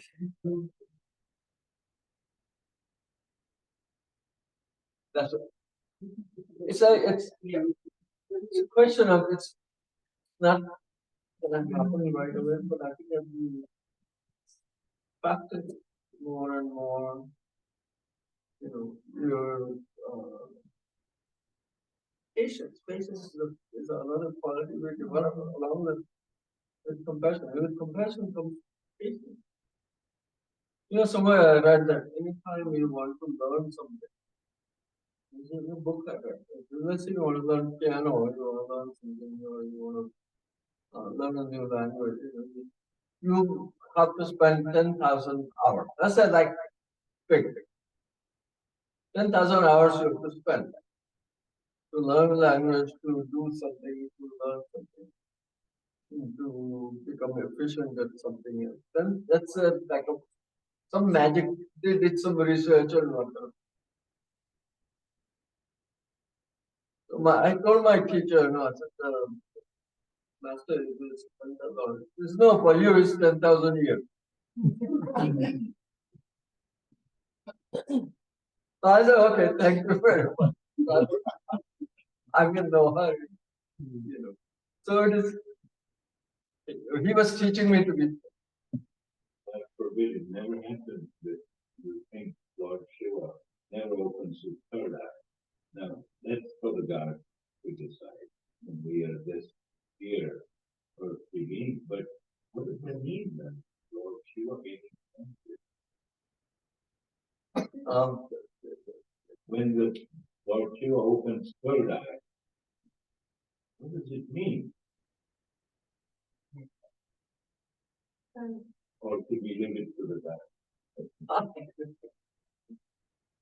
Can I say something? It's like the fire. Either it can burn you or it can soothe you. Now it's up to you. What you want it to do. Fire can be burn you and it can give you warmer. Now it's up to you what you want to do with the 5 elements. So I have my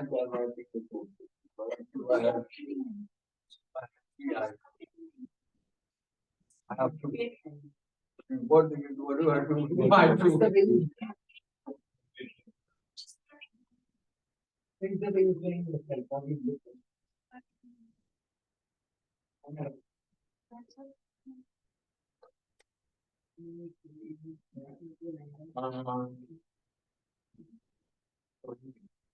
sir we have आपल्या मराठीमध्ये आता इथल्या अध्यात्मामध्ये गीता म्हणा मूळ तुमचा वासनामुळे तुमच्या हातून कर्म घडतात आणि बऱ्या वाईट म्हणजे विचार ठेवतात. So how do you get rid of that? तुम्हाला इच्छा होतात म्हणा, you have desire, right, and then you keep doing actions to fulfil. So end of the day, it's a vicious cycle. You never desire. It's a vicious cycle because the cycle is this. Desire, I act. Again desire, I act, and nothing is broken in between. Cycle is not broken. The only thing that breaks the cycle is awareness. So now here's the thing. Here's the magical thing about anything that arises, whether it's a desire or is you observe it and not act upon it, you will see what is the true nature of a particular desire. So the true nature of things is impermanent. So if a desire arises and you don't act on it, it will arise and it will go away. So now we're going to find wisdom that this is impermanent has broken the cycle. That what we call the vicious cycle is broken by awareness. Otherwise, it cannot be broken. Well, awareness comes when we understand the true nature of things, which is impermanent. Everything is changed. Right? We were all babies once, now right? So changing every moment of doing things. Yeah. So that awareness comes to our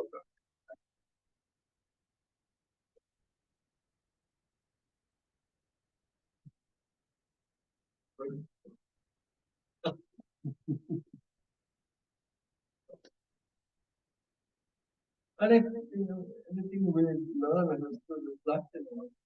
Well, I think the litmus test for what we do or what we has to reflect in our relation, how we, uh, how we react day to day in our lives, and how we relate to other people, how we.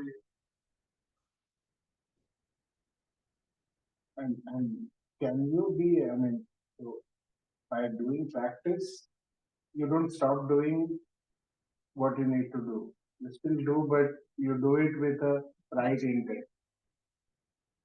I mean, so what Daily practice. daily practice? You take that first step. So then we take one more step. Then one more. So if you think of one more step, then that's good enough. Take the first one, setting up our daily. 5 minutes. Observing what So 5 minutes will become a family.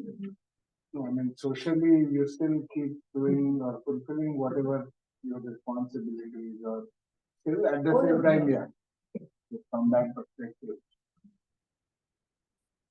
So you still have to be aware about your surroundings and, social or, work or family or all the responsibilities. And make sure you do the, Our you don't want to disassociate yourself. Is that the end goal? But our as we practice, our consciousness expands. Mhm. I'll give you a very simple example. When you go for a walk, what is it? Think of it, okay. How many things are usually we are only aware of the sidewalk and things.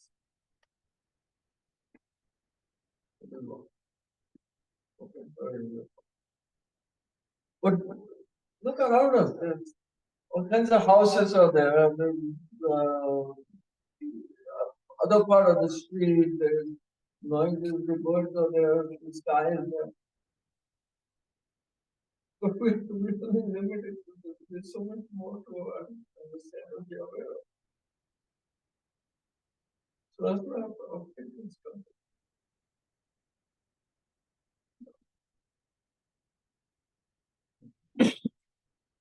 I have a question about being compassionate. Is it good every time? I mean, the example you gave of the mosquito. And if we don't kill it, if we just move it away, and what will it do? It will just go and bite them more people. So is that compassion good? And Yeah. this is just a symbolic, but yeah. So she wants to know whether being compassionate every time is it good for you? Because the example that you gave of the mosquito, it might, if we just blow it away instead of killing it, it may just bite 10 other people. So that's not your responsibility. Correct. So the mosquito may bite somebody else, but you saved his life. So it's but now what the mosquito does somewhere else is the mosquito carbon, right? But is that But if it bites, I got one. And if mosquito bites one, then that person's karma to get bitten. But you don't spoil your karma by is that killing compassion? Yeah, because you are thinking for somebody else and maybe you are driving it out of your home so that it doesn't bite maybe your loved ones or whatever. What if it is daily mosquito? Unnecessary giving compassion to him, take it down. I'm very happy. You let the farmers kill all the bugs and create all the creation.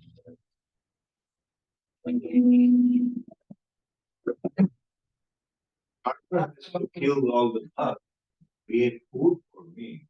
That's not fair.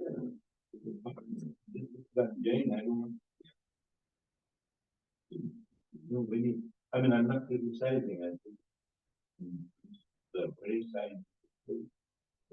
I mean, you are saying you saved your karma, but what are you doing about others' karma? Or just leave them? So what do you do about So my- evil in society? Evil in society. That's why Krishna told Arjuna, right? They will have to find out It's- because they're your brothers, so much. It's not worrying about. First thing is that one does one does. So I'm sitting here and I'm compassion is to understanding is to. I'm not going to worry about what I'm going to do with Donald Trump. It's not my concern. For one. So one does one's best. There is a how the Buddhist people take this. And so there are numberless human beings, and I want to save them all. Okay, that's a word. So in my mind, saving all is not important. What I can do, I can bring a cup of tea to my wife in bed. I can do that. Right? So I transfer that into something very tangible, what I can do. And that's the karmic action. What you can do in the present moment for somebody, or your own family, or that's so we can think about this. Okay, somebody is killing us, don't do not kill. It's a precept. There are precepts. You can do not kill. Or is it do not steal? I mean, these are like different rules, right? Do not steal. But we don't understand the true meaning of these things. So steal, what comes to our mind? Do not steal means what? Money. That's the only thing we understand is stealing money or stealing things. But when we are in a meeting at work and somebody else is talking and I talk in between, I'm stealing his time. So that's how you can, so stealing has a much deeper meaning. This is human and so how we think that. So, but I can, as a human being with awareness, do the best I can. And that's all I can do. True, if someone kills somebody, yes, it's true. We take responsibility, not stopping somebody or taking care. But we don't have to.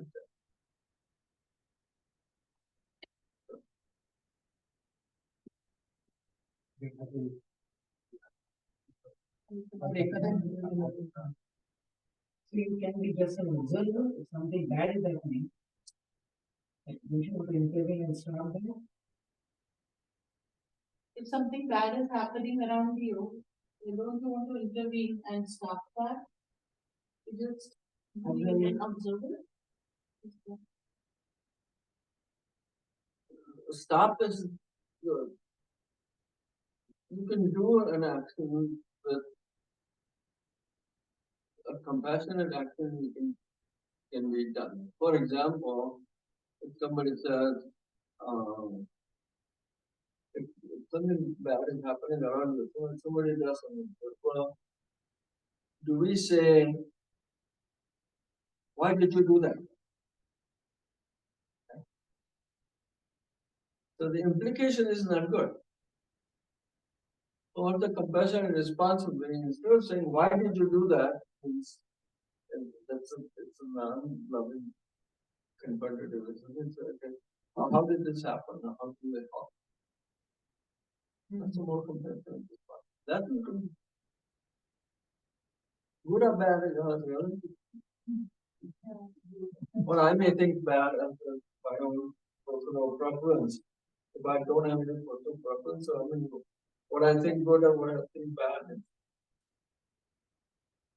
So the other day I saw on YouTube, this a young boy and girl were driving a motorcycle. A lot of people came, they pulled that girl away, but they were just observing before they gone, they couldn't, they just pulled the girl away on the motorbike. There's 7 liters lot of water, and they just, other people just took video pictures and that's it. They didn't say that. Yeah, so it is their karma. No, you just observe their karma. No, it is just observing. She's saying that the other day she saw a video wherein Young some couple. like a girl and a boy were riding a bike, and people come in and they pulled the Girl away. girl away, and people were just observing. Making a video. Yeah, that's their bad karma, right? Because they have to consider it is a bad term. We are observing it is our bad term. No, there. I mean, the No. people those who are observing, Making a video. they are adding on to their Yeah. right, They should have. not our. I mean, the people who are observing are doing that by not intervening. The key is not take responsibility for, take responsibility for only your actions, your wisdom, and your whatever karmic implications are. Not say, well, why is that person only observing? Not your, That's your their, jurisdiction. their Is that becoming selfish? That's called judging. Is that becoming selfish then? No, if you really wanting to help, you would help. So we'll allow you to. I mean, that's the gist that I got from the answer is you are watching video and you are making the comments, you judging other people. But when you will be in that situation, you go and help. yeah.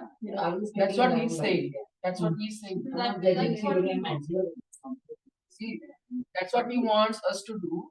That instead of seeing other people what about their actions, instead of commenting or judging them, you just leave it up to them, and when time comes for you, you help others. Yeah, That's what he's saying. That's what the answer he's giving to us. Yeah, Maybe because So whatever they did was their karma. You can go and, yeah. I would do that. तुला कळलं ना काय करतो. But how do you control He's asking how to control Anxiety anxiety, and anger. anxiety and anger. Because I have parents and sometimes we got this, I try to be able to explain to them, but then still, sometimes people don't care, so then I probably the anxiety and anger. Anxiety. So she has some parents who kind of You do get on something to her for nerves, them. and she that causes anxiety and anger. Anger. So how do we I think the really good thing to do in that is person with anxiety comes or whatever, it's to there's something called being skillful. So skillful means if anxiety arises, then I try to do something. First thing is I need to observe where the anxiety comes from. That's one thing. The second thing is, what is it that is causing my anxiety? That what is it that, because I may have some expectations in a situation or whatever. So I have to go deeper into the thought. That is called mindfulness practice, the understanding what is arising at any given time. Second is that we may not always able to fix it right at that time. So then you tell your mind, okay, I know this, but I'm not going to fight this battle at this time. And later, I'll come back and figure it out. So there is something called a skillful means of dealing with any situation that arises. So one thing that sometimes when we deal with people, and this is same thing with ourselves. One thing I have is, okay, you try to teach people, but way, this is the first sign of resistance, stop.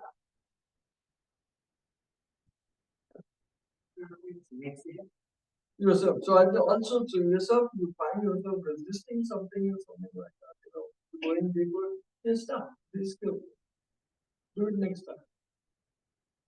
Okay. Not that maybe not at that same time.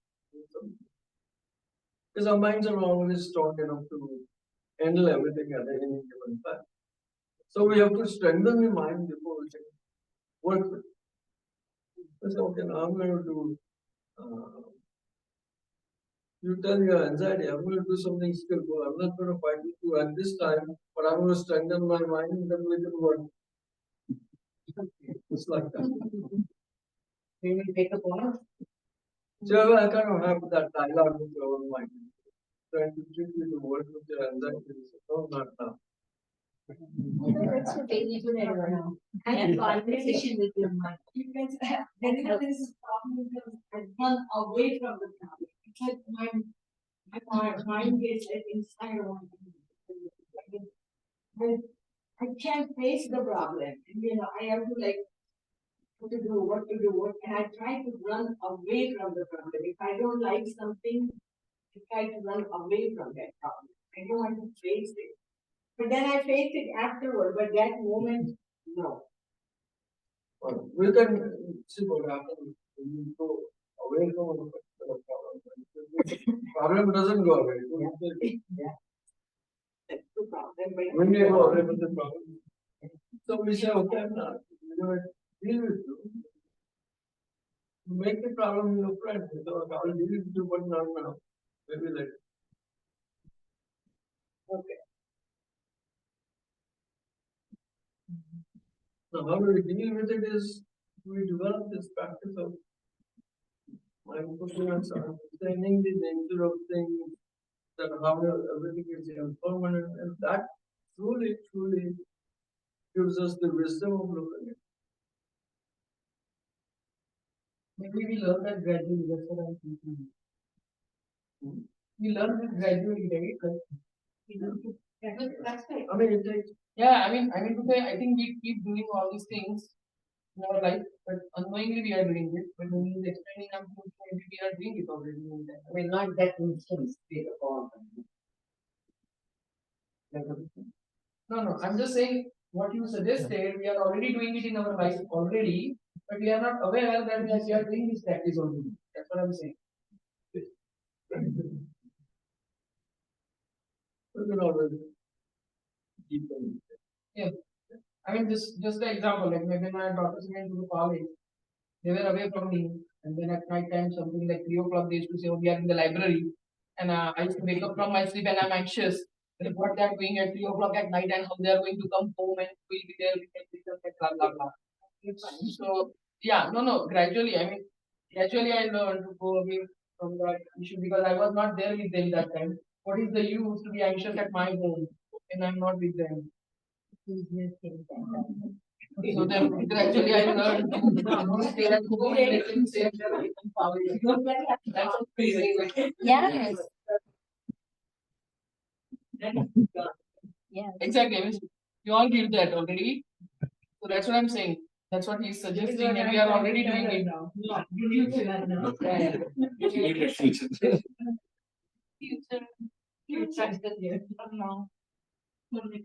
Children teach you a lot of things. Yeah.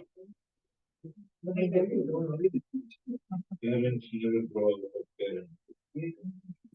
That's what I'm doing all the time right now, going up and down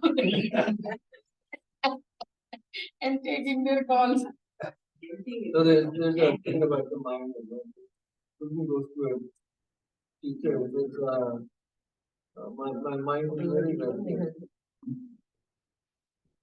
Student goes to a teacher says, my mind is very restless. Please help him. So the teacher says, well, bring it to me. So he says, I can't. He says, I can't bring my mind. So see, I already fixed it. So we observe our mind. We have to become friends with our mind.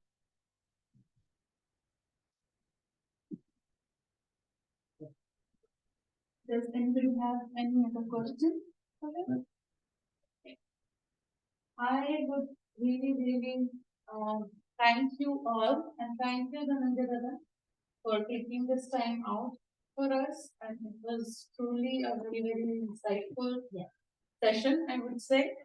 And I don't know how many of us practice meditation every day, but I think after today's session, we would all really make this effort of spending at least some time with your own self, with your own mind, with your own thoughts, and bring in that compassion in our life to get rid of all the anxiety, anger, and the hardship that we go through with dealing with difficult people. And I think this will really help us do that. Thank you so much. Every one of you on a weekend, sacrificing their afternoon sleep, maybe sacrificing their socialization, maybe, and are here to spend this quality time, I would say. Thank you so much again. Thank you so much. Thank you. Wonderful. Please, can you come?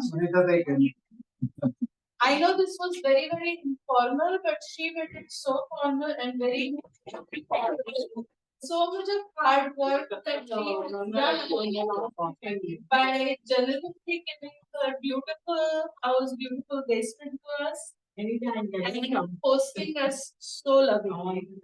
This is where we start the compassion from, right?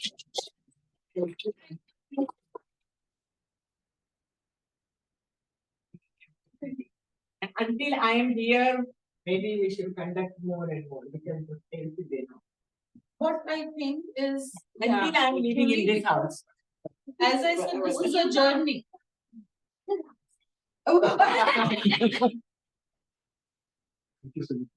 Thank you, Anita, for making get out. Well, the makeshift might we have. There's a makeshift stand, I would say.